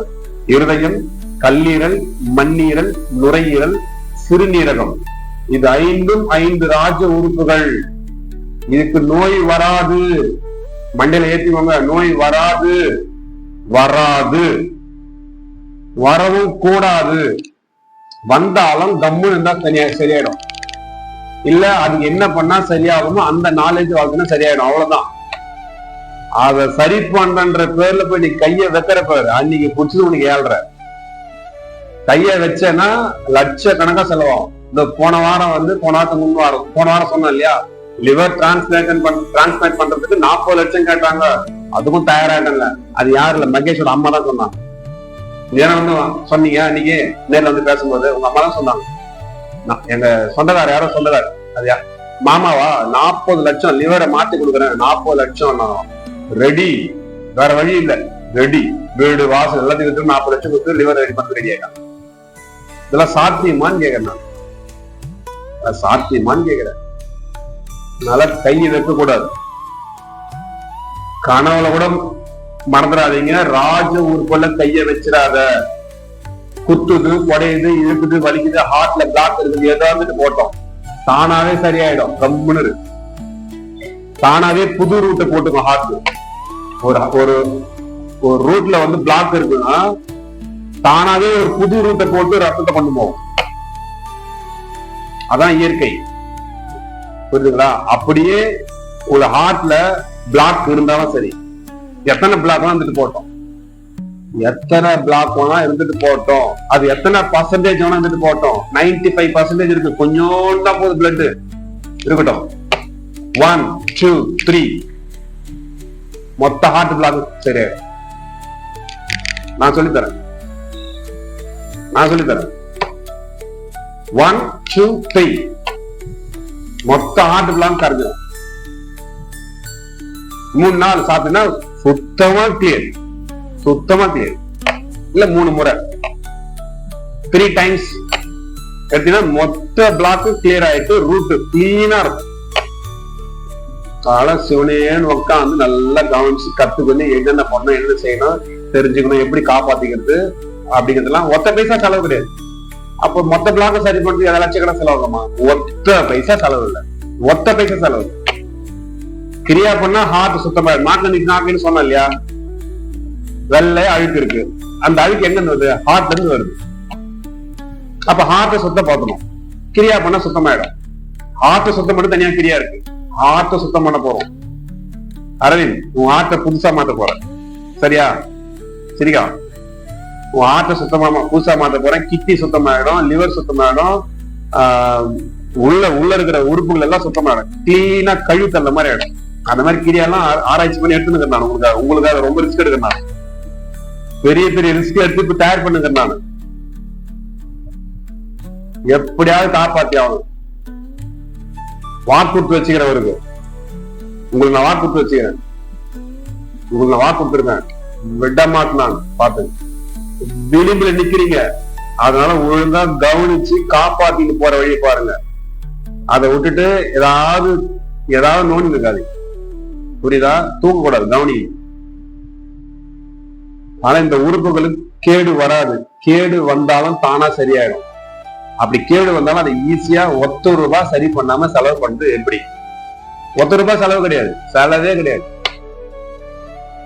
உங்களுக்கு அவசரம்னா வாங்கி சாப்பிட்டுக்கோ, அவ்வளவுதான் சொல்லு. சீக்கிரமா சரி பண்ண கொடு அப்படின்னா வாங்கி சாப்பிட்டு, அது தப்பு கிடையாது. எது கேடு எதுவும் கிடையாது, சரியா? அப்ப சொல்ல வந்த விஷயம்னா அந்த மண்ணீரல் ரொம்ப முக்கியமானது. ராஜ உறுப்பு heart, lungs, kidney, liver, brain சொல்லுவான். பிரெயின் கொண்டு வரக்கூடாது. ஸ்பிளீன் மீன்ஸ் மண்ணீரல். இன்னைக்கு தெருவுக்கு தெரு ஃபெர்டிலைசேஷன் சென்டர் இருக்கு. கருத்தரிப்பு மையம் உருவானதுக்கு காரணமே இந்த மனித குலம். மண்ணா கூட, என் பூமி தாயா கூட, பூமா தேவியா கூட தொடர்பு இருந்தவன் தொடர்பை முறித்து கொண்டான். பூமி தாயின் மடியில் உறங்கியவன், பூமாதேவி மடியில் படுத்து கிடந்தவன், பூமாதேவரும் உறவாடியவன் இன்றைக்கு அந்த பூமி தாயா கூட தொடர்பை துண்டித்து கொண்டான். அப்படின்னா என்ன அர்த்தம்? மண்ணுல கை வைக்கிறது இல்ல, சேத்துல விளையாடுறது இல்ல, கழினில கால வைக்கிறது இல்ல. ஒரே வார்த்தை சொல்லிடுற, இந்த மண்ணீரல் வீக்கா இருக்குது அப்படின்னா மண்ணீரல் சீக்கிரமா சரியாகணுமா, ஸ்ட்ரென்த் வேணுமா, மாதங்கி காதகியா இருக்கிற கவனிங்க, மண்ணீரல் ஸ்ட்ரென்த் வரணுமா, அல்சர்லாம் சீக்கிரமா சரியாகணுமா, வாய்ப்புன்னு சரியாகணுமா, ரத்தம் நல்லா ஊறணுமா, மண்ணு களிமண்ணு என்கிட்ட இருக்கு கடையில இல்லையா, வாங்குறது துட்டு குத்து வாங்குறதுக்கு இவன் பயிற்சிட போறான் அப்படின்னு நினைச்சீங்கன்னா, இவன்கிட்ட போய் ஒரு 50 ரூபாய் கொடுத்துட்டு வாங்கினா இவன் பயிற்சிப்பான், விடக்கூடாது, அவனை போய்க்கிடக்கூடாது அப்படின்னு நீங்க நினைச்சீங்கன்னா கழனிக்கு போங்க. புத்து மண்ணு, புத்துல கை விட்டா பாம்பு குத்தி சாத்தீங்கன்னா அதுக்கு நான் போட முடியாது. புத்து மண்ணு வேணும், நல்ல சில்லுன்னு இருக்கும் புத்து மண்ணு. இல்லைன்னா அந்த நண்டு வள வைக்கிற அந்த மண்ணு ஒரு குண்டா நிறைய எடுத்துக்கோங்க. எடுத்துக்கின்னு மாசத்துக்கு ஒரு முறையாவது அந்த முதல்வன் படத்துல வர அர்ஜுன் மாதிரி, முதல் படம் தானே, முதல் தானே அது, அண்ணினா முதல்வன், முதல்வன் தான், ஆமா முதல்வன் தான். அதுல அர்ஜுன் வந்து தலையிலிருந்து கால் வழி சேட்டை பூசிப்பாரு. அந்த மாதிரி பூசிக்கிட்டு ஒரு 1/2 மணி நேரம் 1 மணி நேரம் காய விட்டு கட்டையை அலசுங்க. அது மாதிரி காய விட்டு மண்ணை பூசிங்க, தலையிலிருந்து மண்ணை உடம்பு முழுக்க பூசிட்டு 1 மணி நேரம் ஊற விட்டு அதுக்கப்புறம் வந்து இந்த கட்டையை அலசுனீங்கன்னா மண் சத்து ஃபுல்லா மண்ணில போய் டெபாசிட் ஆகும். மண் சத்து ஃபுல்லா மண்ணில் டெபாசிட் ஆயிடும். மண்ணில் டெபாசிட் ஆச்சுன்னா, மண்ணில் ஸ்ட்ரென்த் ஆச்சுன்னா கரெக்டா 28 டேஸ் சைக்கிள் ஒரு முறை கரெக்டா மென்சஸ் வருதா இல்லைன்னு பாருங்க. காதுல விழுந்துதா, காதுல விழுந்துதா? மண்ணீரில் நல்லா பலமா வேலை செய்யணுமா, மாதம் 28 நாளுக்கு ஒரு முறை வந்து மென்சஸ் நடக்கணுமா, மண் சத்து உடம்புக்கு தேவை. அப்ப நீங்க என்ன செய்யணும்னா, நீ வேலைக்கு போற, எல்லாரும் வேலைக்கு போறாங்க, காலில் என்ன பண்ணியாச்சு, ஷூ மாட்டியாச்சு, சாக்ஸ போட்டாச்சு, புரியுதா? அப்படியே டைல்ஸ், தாரத்தரோட கிடையாது, டைல்ஸ் செராமிக், மண்ணு கிடையாது, செராமிக். இதுக்கு போதாதுக்கு வர்றது மார்பிள், கிரானைட். மண் தரனா வந்து கேவலம், கார தரனா கேவலம், டைல்ஸ போடு, அதுவும் பல பலன்னு மூணு தெரியணும் அந்த மாதிரி போடும். ஏன்னா ஒரு எலும்புடா வந்து சீக்கிரமா சாவது அந்த டைல்ஸ் பார்த்தே சாகணும். அது டைல்ஸ் பார்த்து பல பலம் தெரியும்னா கொஞ்சம் கொஞ்சம் மெல்லினே போறேன், எலும்புலாம் தெரியுது, சாவ போடன்னு சொல்லுது, அது சாவு. காரத்தர தான் போடணும், மண் தர தான் ரொம்ப நல்லது. அப்படி இல்லையா, சரி அழகுக்கு ஏதோ ஒன்று போட்டு கொலிச்சா வீட்டுல, இதுக்கு என்ன காரணம் தெரியுமா? இந்த ஒரு 30 இயர்ஸா வந்து எல்லாமே வந்து நாகரிக வாழ்ந்து போனா காரத்தர போயிட்டு இப்போ டைல்ஸ் வந்துச்சு, மார்பிள் வந்து கேன் வந்துச்சு. இதோட விளைவுதான் ஆண்கள் ஆண்மையை இழந்தார்கள், பெண்கள் தன் பெண்மை இழந்தார்கள். புரியுதா?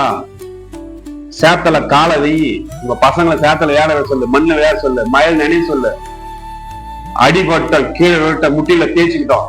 இங்க பாடுறா, நான் சின்ன வயசா இருக்கும் போது பேப்பரை கீச்சு என்ன பண்ண, நாக்கில ஒத்தரம் போட்டு மருந்து அதான்டா, அதுக்கு முட்டியில ஒட்டின ஆறி போச்சுடா, நீ அந்த மாதிரி பண்றான்னு சொல்லுங்க. அதான் கரெக்ட். பஞ்சபூதத்தா கூட எவன் ஒருவன் தொடர்ந்து இருக்கானோ அவள் அந்த மனிதனை இயற்கை அன்னை தன் மகளாகவே மகனாகவே தத்தெடுத்துக் கொள்வாள். இயற்கையை விட்டு விலகல் தான் வந்து இவ்வளவு நோய்க்கு காரணம். குறிப்பா இன்னைக்கு ஆண்மை குறைபாடு, பெண்மை குறைபாடு, ஒவ்வொரு தெரு கருத்தரிப்பு மையங்கள் உருவானது காரணம் இந்த மனித குலம் மண்ணா கூட இருந்த தொடர்பை துண்டித்து கொண்டது. மண் சத்து வேணும் இல்லையா? கவனிங்க, அந்த கழனிக்கா போகும்போது நண்டு வலை வச்சுன்னா அந்த அது கொஞ்சம் களிமண் எடுத்து உள்ள போட்டு ஒரு உருண்டை தான், சும்மா அந்த சுண்டல் சைஸுக்கு மண்ணு சின்ன சொல்லி வாரி வாரி சொன்ன போறீங்க, சும்மா ஒரு சுண்டல் அளவு ஒரு உருண்டை எடுத்து வாயில போட்டு நல்லா மூழ்கிடு. கட கட கட கடன்னு வந்து மண்ணில் எப்படி ஸ்ட்ரென்த் ஆகுது, அல்சர் எப்படி சரியாக போகுது, பாரு எப்படி சரியாகுது பாரு. அல்சர் சரியாயிடும் சீக்கிரமா, வாய்ப்புன்னு சரியாயிடும். அந்த ஒரு பெண் கன்சீவ் ஆகும் போது மண்ணீர்ல இருக்கக்கூடிய சத்தை உறிஞ்சி எடுத்துட்டு தான் கரு வளருது. அதனாலதான் அந்த கரு வளரும் போது மண்ணீர்ல சத்து குறைகின்ற போது ஒரு பெண் வாந்தி எடுக்கிறான். உங்க அம்மா எத்தனை மாசம் வாந்தி எடுத்தாங்க கன்சீவா இருக்கும்போது? நீங்க கருவா இருக்கும்போது, நீங்க நீங்க நீங்க குழந்தையா இருக்கும்போது உங்க அம்மா என்ன பண்ணிருப்பாங்க? 3 மாசம் வாந்தி எடுத்திருப்பாங்க. உங்க அம்மா வந்து உங்க பாட்டியோட வயிற்றுக்குள்ள மகளா இருக்கும்போது உங்க பாட்டி எவ்வளவு வாந்தி எடுத்திருப்பாங்கன்னா 1 மாசம் வாந்தி எடுத்திருப்பாங்க. அந்த பாட்டி அந்த அம்மாவோட வயிற்றுக்குள்ள இருக்கும்போது எப்படி இருக்குன்னா ஒரு 10 நாள் வாந்தி எடுத்திருப்பாங்க, 1 வாரம் வாந்தி எடுத்திருப்பாங்க, அவ்வளவுதான். இப்ப உங்க பொண்ணு கல்யாணம் பண்ணி வாந்தி எடுக்குது, எவ்வளவு நாள் வாந்தி எடுக்குதுன்னா 9 மாசம் வாந்தி எடுக்குது. 9 மாசம் கருவு சுமக்கணும், கருவு சுமந்துட்டு 10ஆவது மாசம் பெற்று எடுத்தணும். ஆனா இது என்ன பண்ணுவோம்? 9 மாசத்துக்கு வாந்தி எடுக்குது. என்னன்னு கேட்டீங்கன்னா மண்ணீர்ல ஒரு மயிரும் இல்லை. என்னது சொல்லுங்க? ஒரு மயிரும் இல்லைன்னு சொன்ன தப்பு கிடையாது, ஒரு மயிரும் இல்ல. ஒரு பெண்ணுக்கு கர்ப்பப்பை ரொம்ப முக்கியம், மண்ணீர் ரொம்ப முக்கியம். அதே மாதிரி ஆணுக்கு மண்ணீர் ரொம்ப முக்கியம். அந்த மண்ணீரில் பலமா இருந்தா ஆண்மை, அந்த மண்ணீர் பலமா இருந்தா பெண்மை. புரியுதா? அதுக்கு மண்ணா கூட கனெக்ட் ஆகுங்க. கால்ல முடிஞ்ச அளவுக்கு செருப்பு போடாம மண்ணா கூட கனெக்ட் ஆகுங்க. முடிஞ்ச அளவுக்கு எந்த நேரமும் ஷூவே மாட்டி கிடக்காதீங்க. சேத்துல போங்க, மண்ணை விளையாடுங்க. இல்ல இதுக்கெல்லாம் வாய்ப்பே இல்ல சார், நாகரிக வாழ்க்கையை போச்சு, என்ன பண்றது குருஜி, ஏதாவது வழி சொல்லுங்கன்னா சேத்தை வாரி பூசிக்கு ஒரு நாளாவுக்கு, ஒரு மாசத்துல ஒரு முறையாவது குளிங்க.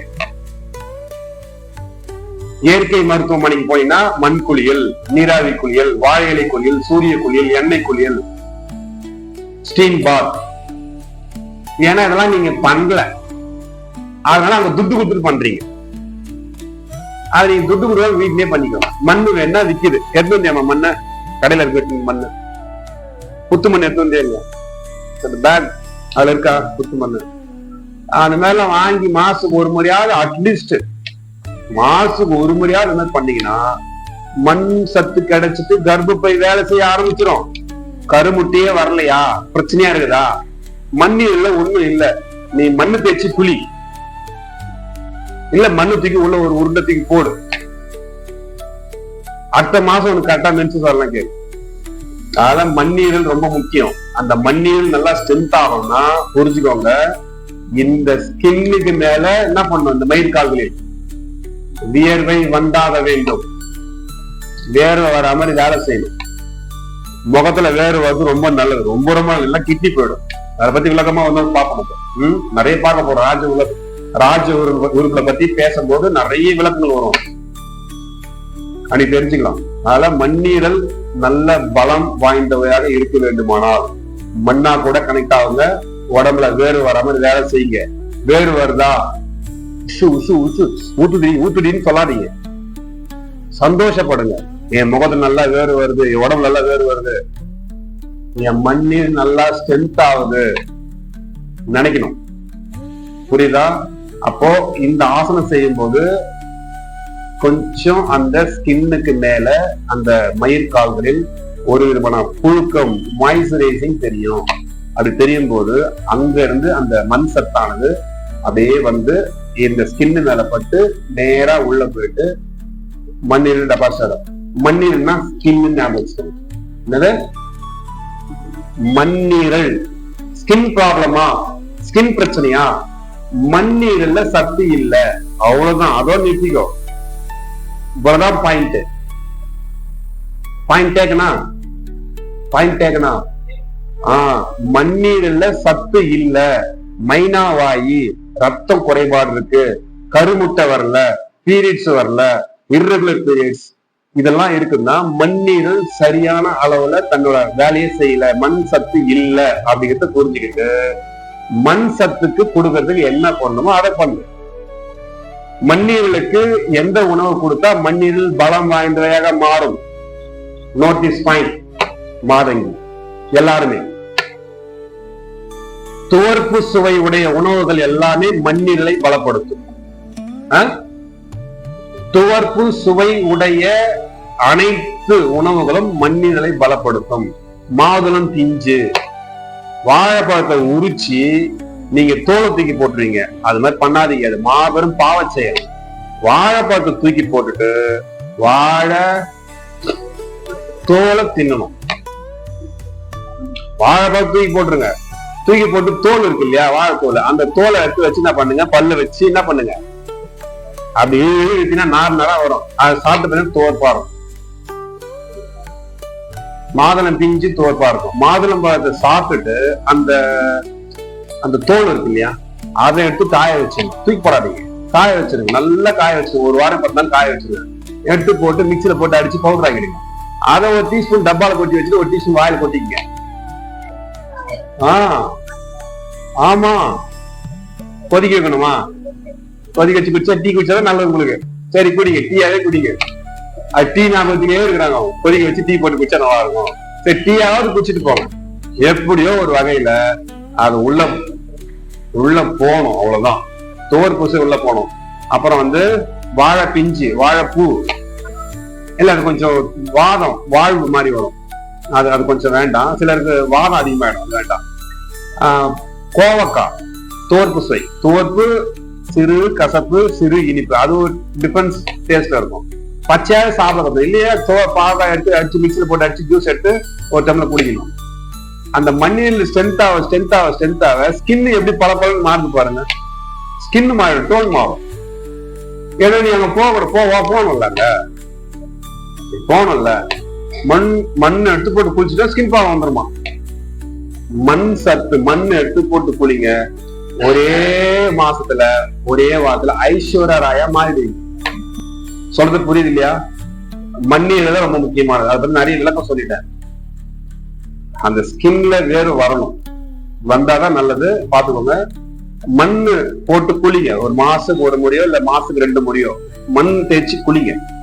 அந்த மண்ணா கூட கனெக்டே இல்ல, ஜாப் அந்த மாதிரி இருக்கு அப்படின்னா மண்ணு பூசி குளிங்க, நல்லது. மண்ணில் ஸ்ட்ரென்த் ஆயிடும். கண்டிப்பா பீரியட்ஸ் வராதவங்களுக்கு வந்துடும், கன்ஃபார்ம். நம்பிக்கையோட செய்யணும். அந்த மண்ணீர் நினைச்சு பீரியட்ஸ் வரணும்னு நினைச்சு அந்த மண்ணை தேய்ச்சி குளிச்சுட்டு சிவனேன்னு யோகா பண்ணிக்கின்னு, இறைவா நான் அந்த கடமையை செய்யறேன், நான் உழைக்கிறேன், எனக்கு அந்த பலனை கொடு அப்படின்னு செஞ்சுனே வந்தீங்கன்னா கண்டிப்பா இயற்கை வந்து என்ன பண்ணு தெரியுமா? நீ மனதார இயற்கை வேண்டும் போது இயற்கை அன்னை உங்களை ஆசீர்வதிப்பாள். கண்டிப்பா செய்வாள். அவளை மாதிரி ஒரு கருணை வாய்ந்தவள் இந்த உலகத்திலே கிடையாது, இயற்கையை மாதிரி. இந்த ஆசனம் அர்த்த மச்சேந்திராசனம் அப்படின்னு பேரு. சரியா? மண்ணீரலை பலப்படுத்தக்கூடிய ஆசனம். வேர்வை வரணும் இந்த ஆசனத்தை பொறுத்த வரைக்கும். சரியா? அதே நேரத்துல இதோட பலன்கள் என்ன அப்படின்னு கேட்டீங்கன்னா, மெலிந்த தேகத்தை கொஞ்சம் என்ன பண்ணும், சதை போட வைக்கும். ஒல்லியா அப்படியே வெடன்னு இருக்குது, ஒண்ணுமே இல்லை அப்படின்னா லைட்டா சதை பிடிக்கும். இந்த ஆசனம் சர்க்கரை வியாதி உடையவர்களுக்கு ஒரு வாரம் 2 ஆசனம் இருக்கு. ஒன்னு தனுராசனம், இன்னொன்னு அர்த்த மச்சேந்திராசனம். இன்சுலினை சுரக்க வைக்கும். பேன்கிரியாஸ கசக்கி புழிவதனால், அழுத்தம் கொடுப்பதனால் அங்கே பேன்கிரியாஸ் தூண்டப்பட்டு இன்சுலினை சுரக்க வைக்கும். கழுத்து எலும்பு தேய்மானம் குணமடையும். சர்க்கரை வியாதியை குணப்படுத்தும். அந்த இடுப்பு, இந்த டயர்லாம் கரையும். தொட, பட்டக்ஸ், பிட்டம் அப்படின்னு சொல்லுவாங்க, பட்டக்ஸ், அதெல்லாம் கரையும். சரியா? இது யார் செய்யக்கூடாதுன்னா, ஸ்பைனல் கார்டு பிரச்சனை பெருசா இருக்கிறவங்க தொடாதீங்க. கழுத்து எலும்பு தேய்மானம், அடி முதுகு வலி பெரும் பிரச்சனையா இருந்தா செய்யக்கூடாது. டிஸ்க் ஸ்லிப் செய்யக்கூடாது. ஹெர்னியா செய்யக்கூடாது. இந்த 2 தான் கண்டிஷன் மேக்ஸிமம். டிஸ்க் ஸ்லிப் இருக்கிறவங்க செய்யாதீங்க. கழுத்து எலும்பு பிரச்சனை செய்ய வேண்டாம். ஹெர்னியா அதை போட்டு இப்படி முறுக்கும் போது உள்ள இறங்கும் குடல். புரியுதா? அர்த்த மச்சேந்திரம் செய்யும் போது குடலை முறுக்கும் போது அந்த குடல் கீழே உண்மை இறங்கும். அப்ப ஹெர்னியா இருக்கும் செய்யக்கூடாது. மீதி பேர்லாம் பக்குவமா ஹேண்டில் பண்ணலாம்.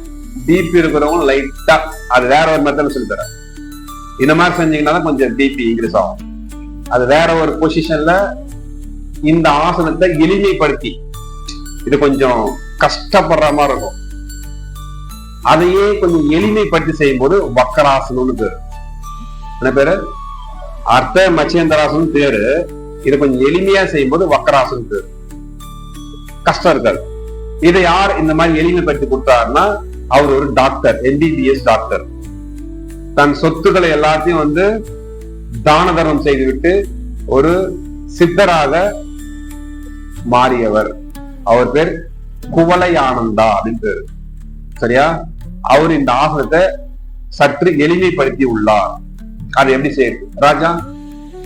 மேல டேபிள் மேல கால் கொஞ்சம் போதும், கால் நீட்டு, 2 கால் நீட்டு.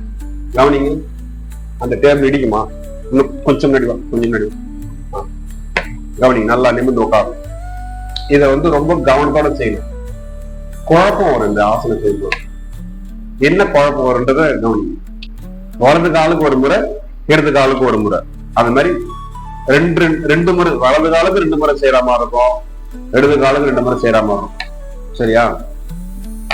நேரா நிமிர்ந்து நல்லா கையை இடு பக்கத்துல வச்சுட்டு வந்துட்டார். சரி இருக்கட்டும். இடுப்ப கை இடுப்பு பக்கத்துல வச்சுட்டு கவனிங்க, 2 கால் நீட்டியாச்சு. வலது காலுக்கு செய்ய போறோம். சரியா? இப்ப வலது கால ஒரு அடி மடக்கி முட்டி பக்கத்துல வைங்க. 1 2 பக்கவாட்டுல இருக்கிறீங்க. அப்படி பக்கவாட்டுல இந்த முட்டி நிக்கணும். நான் தொடக்கூடாது. 1 2 நல்லா கவனிங்க. இப்ப 3 அப்படின்னு நீட்டிட்டு கால் இருக்குல்ல, நீட்டிட்டு இருக்கிற கால், இந்த காலை அப்படியே மடக்கி கொண்டு பட்டக்ஸ் கீழே அப்படியே மடக்கு, ஃபோல்ட் பண்ணுங்க. ஃபோல்டு பண்ணுங்க. வச்சாச்சா? ஃபோல்டு பண்ணி பட்டக்ஸ் அடியில வச்சிட்டாரு. இந்த முட்டி நிக்குது. இப்ப எந்த காலோட முட்டி நிக்குது? வலது காலோட முட்டி நிக்குது. நீங்க மைண்ட்ல பிக்ஸ் பண்ண வேண்டியது, வலது கால் முட்டி நிக்குதுன்னா இடது கையை தூக்குங்க. இடது கையை தூக்கு. ஆப்போசிட், அதாவது ஆப்போசிட் ஹேண்ட நீங்க ரைஸ் பண்ணிடணும். வலது கால் முட்டி நிக்குதுன்னா ஆப்போசிட் ஹேண்ட ரைஸ் பண்ணிடணும். அப்போ வலது கால் முட்டி நிக்குதுன்னா இடது கை தூக்கியாச்சு. கவனிங்க, இந்த ஆர்ம்ஸ் இதுக்குள்ள வரணும். இதுக்குள்ள கொண்டு வா. இந்த கை உள்ள கொண்டு வா. உள்ள கொண்டு வா. ஆர்ம்ஸ் வச்சு நல்லா தொடையிட இந்த இடத்துல வச்சு ஆர்ம்ஸ். இந்த கையை அப்படியே ட்விஸ்ட் பண்ணி இந்த காலை அப்படி பிடி. இந்த கையில பிடி. கால் நோத்து விட. அங்கே இருந்தாங்க. இங்க பிடி. இந்த கேப்ல, இந்த கேப் வச்சுக்கோ. நாம் சப்போர்ட் நல்லா டைட் பண்ணிக்கோ. கால் நல்லா அமுக்கிட்டியா? தெரியுதா? உள் பக்கமா கொண்டு வந்து நிறைய பேர் கை எடுத்தாங்க. இப்படி பிடி. இப்படி பிடிச்சிக்கோ. இப்படி பிடிச்சிங்கன்னா ஈஸியா தான் இருக்கும். உள்ள வரணும். உள்ள கொண்டு வரீங்க. அப்படி உள்ள கொண்டு வரணும். இந்த ஆர்ம்ஸ் இருக்கு இல்லையா, இந்த இடத்துல அந்த முட்டி அந்த கொண்டு வந்து லாக் போகணும். நீங்க இந்த இடத்துல ரிஸ்ட் இருக்க, இந்த ரிஸ்ட் ஹேண்ட் வச்சுட்டு முட்டி இப்படி காலை பிடிக்க முடியாது.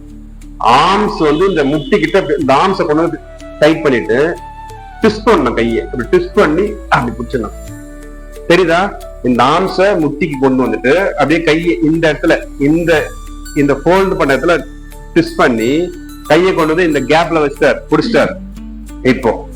இப்ப கவனிங்க. இப்ப வலது கை நிக்கு. வலது கை கீழே இடு பக்கத்துல வச்சு இப்ப முறுக்கணும் இல்லையா? முறுக்கிறதுக்கு ஒரு சப்போர்ட் தேவை. இப்ப இந்த வலது கை தானே இது? வலது கை சோத்துக்கை தானே இது? இந்த சோத்துக்கை தூக்கி இந்த பக்கம் முதுகு பின்னாடி வைங்க. வச்சுட்டு திருப்பி தான் வைங்க. திருப்பி தான் இருக்கணும். வெளிப்பக்கமா திருப்பி இருக்கணும். வெளிப்பக்கமா இப்படி வைக்கக்கூடாது. நல்லா நிமித்தி வைக்கணும். நல்லா நிமிந்து உட்கார். இப்ப அந்த கை சப்போர்ட் பண்ணிட்டியா? இங்க காலை பிடிச்சிட்டியா? நல்லா முறுக்கி அந்த பக்கம் பாரு. நல்லா திருப்பி. நல்லா. தட் இஸ் அர்த்த மச்சேந்திர ஆசனம். அர்த்தனா பாதி. பாதி திரும்புறாரு இல்லையா? மூசாவது திரும்புறாரு. அப்ப திரும்பினா இப்படி திரும்பி இங்க பாக்கணும். பாதி திரும்புறாரு. இந்த உடம்ப பாதி நல்லா ட்விஸ்ட் பண்ணிட்டார், நல்லா முறுக்கிட்டார். அப்படி முறுக்கும் போது என்ன நடக்கும்? 30 செகண்ட் செய்யணும். 1 2 3 4 5 6 7 8 9 10 11 12 13 14 15 16 17 18 19 20 21 22 23 24 25 26 27 28 29 30. கவனிங்க. அப்படி கழுத்த பேரு. இந்த கை எந்த பக்கமா திருப்பி வச்சிருக்காரோ அந்த பக்கமா கழுத்து திருப்பணும். நீ ராஜா அப்படி திருப்பி காட்டு. அப்படியே இந்த மாதிரி திருப்பினீங்கன்னா கழுத்து சொல்லிக்கும். கை எந்த கை திருப்பி வச்சிருக்கோ அந்த கை பக்கம் தான் உங்க கழுத்து திருப்பணும். புரியுதா? இப்ப இங்க என்ன நடக்குதுன்னா, இந்த தொடை இருக்கு இல்லையா, தொடையை போட்டு நல்லா போட்டு அழுத்திட்டாரு. இங்கதான் பேன்கிரியாஸ் இருக்கு. இந்த பேன்கிரியாஸை போட்டு நல்லா அழுத்துறாரு. பேன்கிரியாஸ் கசக்கி புழியும் போது இன்சுலின் ஜெனரேட் ஆயிடும். அந்த பீட்டா செல்களை ஆக்டிவேட் பண்ணிடும். எது? இந்த ஆசனம் பீட்டா செல்களை ஆக்டிவேட் பண்ணும். அந்த பேன்கிரியாஸ்ல ஆப்லாங்கர் அப்படிங்கிற ஒரு இடத்துலதான் இன்சுலின் ஜெனரேட் ஆகி வருது. அதுக்கு பீட்டா செல்கள் ஆல்பா செல்கள் 2 இருக்கு.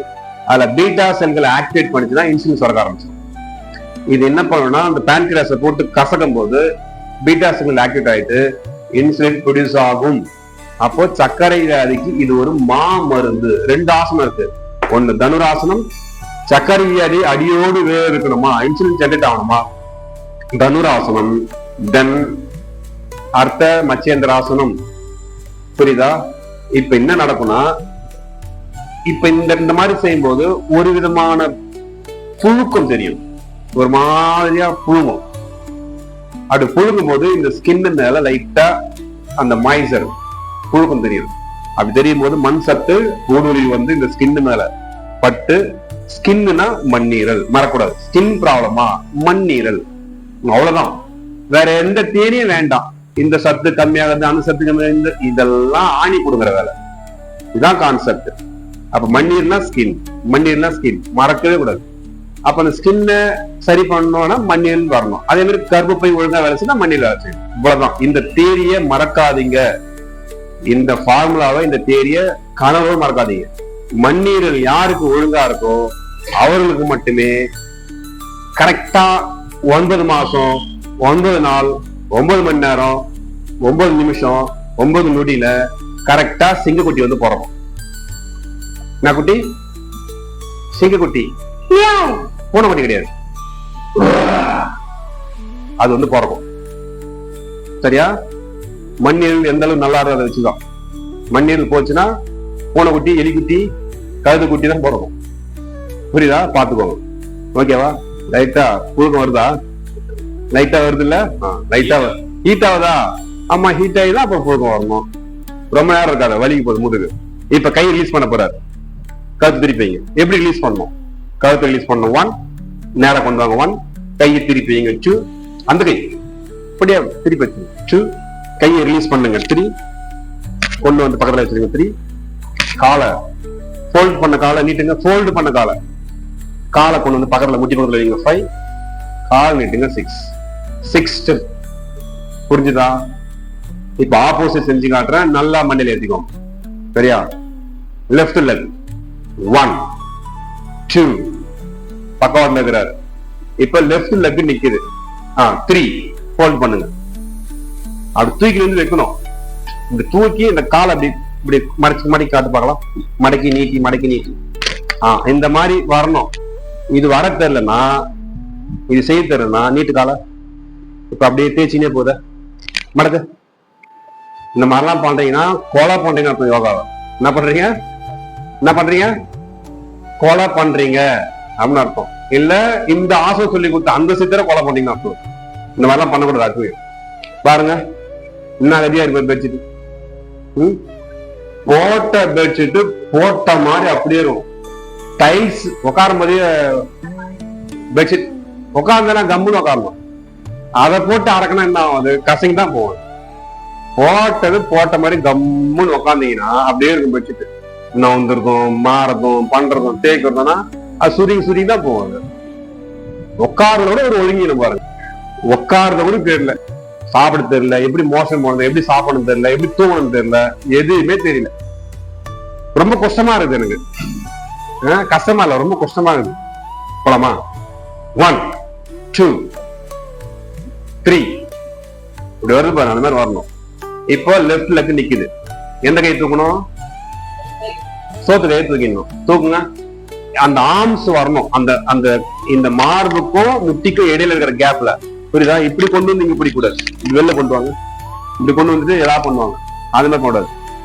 இத உள்ள கொண்டு வந்து அந்த ரிஸ்ட், அந்த ஆர்ம்ஸ வச்சு இது பண்ணிட்டு ரிஸ்ட ட்விஸ்ட் பண்ணி கால் கேப் இருக்கு இல்லையா, அந்த கேப்ல வந்து 4 விரல வந்து லாக் போடணும். போட்டு இப்படி புடிச்சுக்கிட்டு இப்போ இடது கை திருப்பி வைங்க. வச்சுட்டு இப்ப தலை எப்படி திருப்பணும்? எந்த பக்கம் திருப்பணும்? எந்த கை திரும்பி இருக்கோ அந்த பக்கம் திருப்பணும். நீ இப்படி திருப்பினா வந்து அந்த போஸ் குரங்கு போஸ் மாதிரியே இருக்கும். சரியா? அவள் நல்ல முறுக்கு, எவ்வளவு முறுக்கு, நல்ல முதுகு நேரா வச்சுட்டு நல்லா ட்விஸ்ட் பண்ணு. அவ்வளவுதான். என்ன நடக்கும் பாருங்க. ஒரே ஆசனத்துல மொத்த சக்கராசையும் ஆக்டிவேட் பண்றீங்க. இது ஏன் புழுக்கமாகுதுன்னா ஒண்ணும் இல்ல. Hypothalamus, pituitary, pineal, thyroid, thymus, pancreas, adrenal gland, sex gland வரைக்கும் என்ன பண்றீங்க? அந்த முதுகுத்தண்டு வாரத்தை போட்டு நீங்க ட்விஸ்ட் பண்ணும்போது எல்லா சக்கரங்களையும் நீங்க ஆக்டிவேட் பண்றீங்க, அல்லது எல்லா கிளான்ஸையுமே நீங்க ஆக்டிவேட் பண்றீங்க. அதனாலதான் ஒரு விதமான புழுக்கத்தை ஏற்படுத்துகிறது. ஒரு ஆசனம் செய்யும்போது ஒரு கிளான்ஸ் நம்ம ஆக்டிவேட் பண்றோம். ஆனா இந்த ஆசனம் ஒரு ஆசனம் மட்டுமே போதும், சகல வித நோய்களுக்கும் சர்வ ரோக நிவாரணி சொல்ல முடியும். இப்ப நீங்க உட்காந்துக்கிற போஸே அந்த போஸ் தான், அந்த சித்தர் உட்காந்துக்கிற போஸ் தான். இதுதான் காலை அப்படி மடக்கி போட்டு இப்படி போட்டு உட்காந்துப்பாங்க. ஒரு எக்ஸ் மாதிரி கிராஸா போட்டு 2 காலம் மடக்கி வச்சுட்டு உட்காந்து பேசிட்டு இருப்பாரு. சரியா? ஸ்பைனல் கார்டு மொத்தத்தையும் ஆக்டிவேட் பண்ணுது. எல்லா சக்கரங்களும் எல்லா கிளான்ஸும், சக்கராஸ் மீன்ஸ் கிளான்ஸ். இன்னைக்கு அதை கிளான்ஸ் சொல்றோம், அன்னைக்கு சித்தர்கள் வந்து சக்கரங்கள் சொன்னாங்க. அவ்வளவுதான். சக்தி மையங்களை சக்கரம் சொன்னாங்க, இன்னைக்கு சக்தி மையங்களை கிளான்ஸ் சொல்றாங்க. எண்டோகிரைன் கிளாண்ட், டக்லஸ் கிளாண்ட் அப்படின்னு சொல்றாங்க. நாளமில்லா சுரப்பின்னு சொல்லிடுறாங்க. இவ்வளவுதான், வேற ஒண்ணும் கிடையாது. புரியுதா? அந்த எல்லா நாளமில்லா சுரப்புகளையும் தூண்டி சரியான முறையில் ஹார்மோன் சுரக்க வைப்பதனால் இது சர்வலோக நிவாரணி. பெயின் ஆகுதா? ஓகே. ஃபர்ஸ்ட் ரிலீஸ் பண்ணும்போது 30 செகண்ட் தான். ஃபர்ஸ்ட் கழுத்தை ரிலீஸ் பண்ணிடுறீங்க, செகண்ட் கையை பின்னாடி வச்சுக்கிற கையை ரிலீஸ் பண்ணிடுறீங்க, நேரா வைக்கிறீங்க, திருப்பி வச்சுக்கிறீங்க. அதுக்கப்புறம் நீங்க லாக் போட்ட கையை ரிலீஸ் பண்றீங்க. அதுக்கப்புறம் நீங்க ஃபோல்டு பண்ண அந்த காலை வந்து நீங்க நீட்டுறீங்க. அதுக்கப்புறம் முட்டி நிக்கிற அந்த கால் முட்டியை வந்து பக்கத்துல வைக்கிறீங்க, நீட்டுறீங்க. 6 ஸ்டெப். இந்த ஆசனம் வந்து யாருக்கெல்லாம் ப்ராப்ளம் இருக்குன்னா, விநாயகர் தான் அவருக்கு எதிரி. விநாயகர் இருக்கிறவங்களுக்கு இந்த ஆசனம் செய்ய முடியாது. சரியா? அப்ப அவங்க என்ன செய்யணும்? அவர்களுக்காக எளிமை படுத்தி, அல்லது எல்லோருமே இந்த ஆசனத்தை செய்யும். சார் கிட்னி கூட வேலை செய்யும் சார், சிறுநீரகத்தையும் ஆக்டிவேட் பண்ணும். புரியுதா? அர்த்த மச்சந்திராசனம் இதான் முறை. இதை கொஞ்சம் எளிமைப்படுத்தி செய்வது எப்படி? 1 2 இவ்வளவுதான். காலை வச்சாச்சா? காலை மடக்க தேவையில்ல. 3 ஃபோல்டு, காலை ஃபோல்டு பண்ண தேவை. இப்போ ஆப்போசிட் கை தூக்கிட்டு பிடிச்சிட்டியா? அப்படியே உள்ள கொண்டு வந்து இங்க கூட பிடிச்சிக்கோ, இங்க கூட பிடிச்சிக்கோ, உள்ள கொண்டு வா, கொண்டு வந்து இப்படி கூட பிடிச்சிக்கோ. புரியுதா? திரும்ப கூடாது. பண்ணுங்க. இப்படி வைக்கூடாது, இப்படி வைக்கூடாது.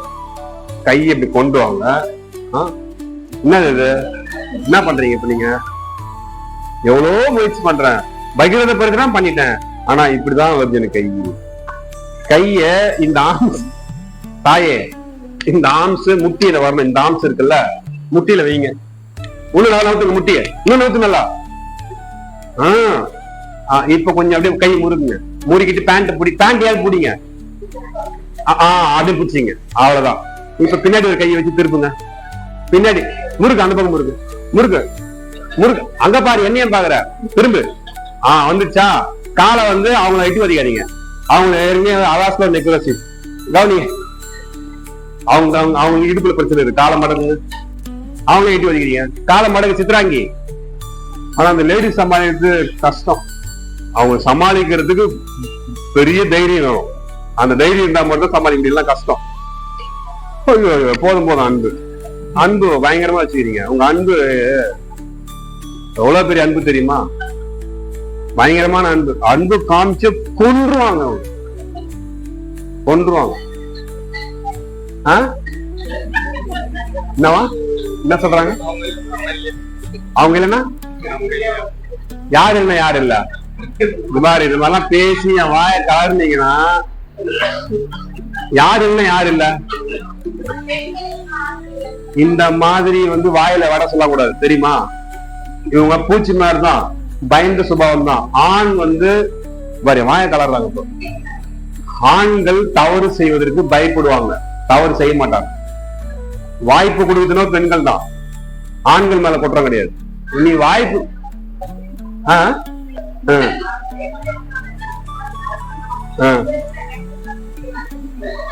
அப்படி இல்லைங்க, நீங்க தப்புதான். நீங்க அப்படியா? சரி, இத பத்தி ஒரு நாள் பேசுவோம். நம்ம இந்த டாபிக் எடுத்து ஒரு நாள் பேசணும். உங்க தலைமுடியை பிடிச்சி இவங்க இருக்கணும், நீங்க இவங்க தலைமுடியை பிடிச்சி நீங்க ஆட்டணும். ஒரு நாள் வைக்கலாம்.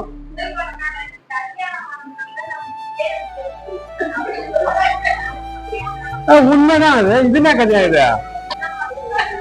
ஏங்க இரு, இப்ப குழந்தை திருப்பா. இப்ப ஒரு 2 ஒண்ணு பாத்துல இருக்கு. கல்யாணம் பண்ணாதான் முடி கொட்டுச்சு. இதுல என்ன சொன்ன?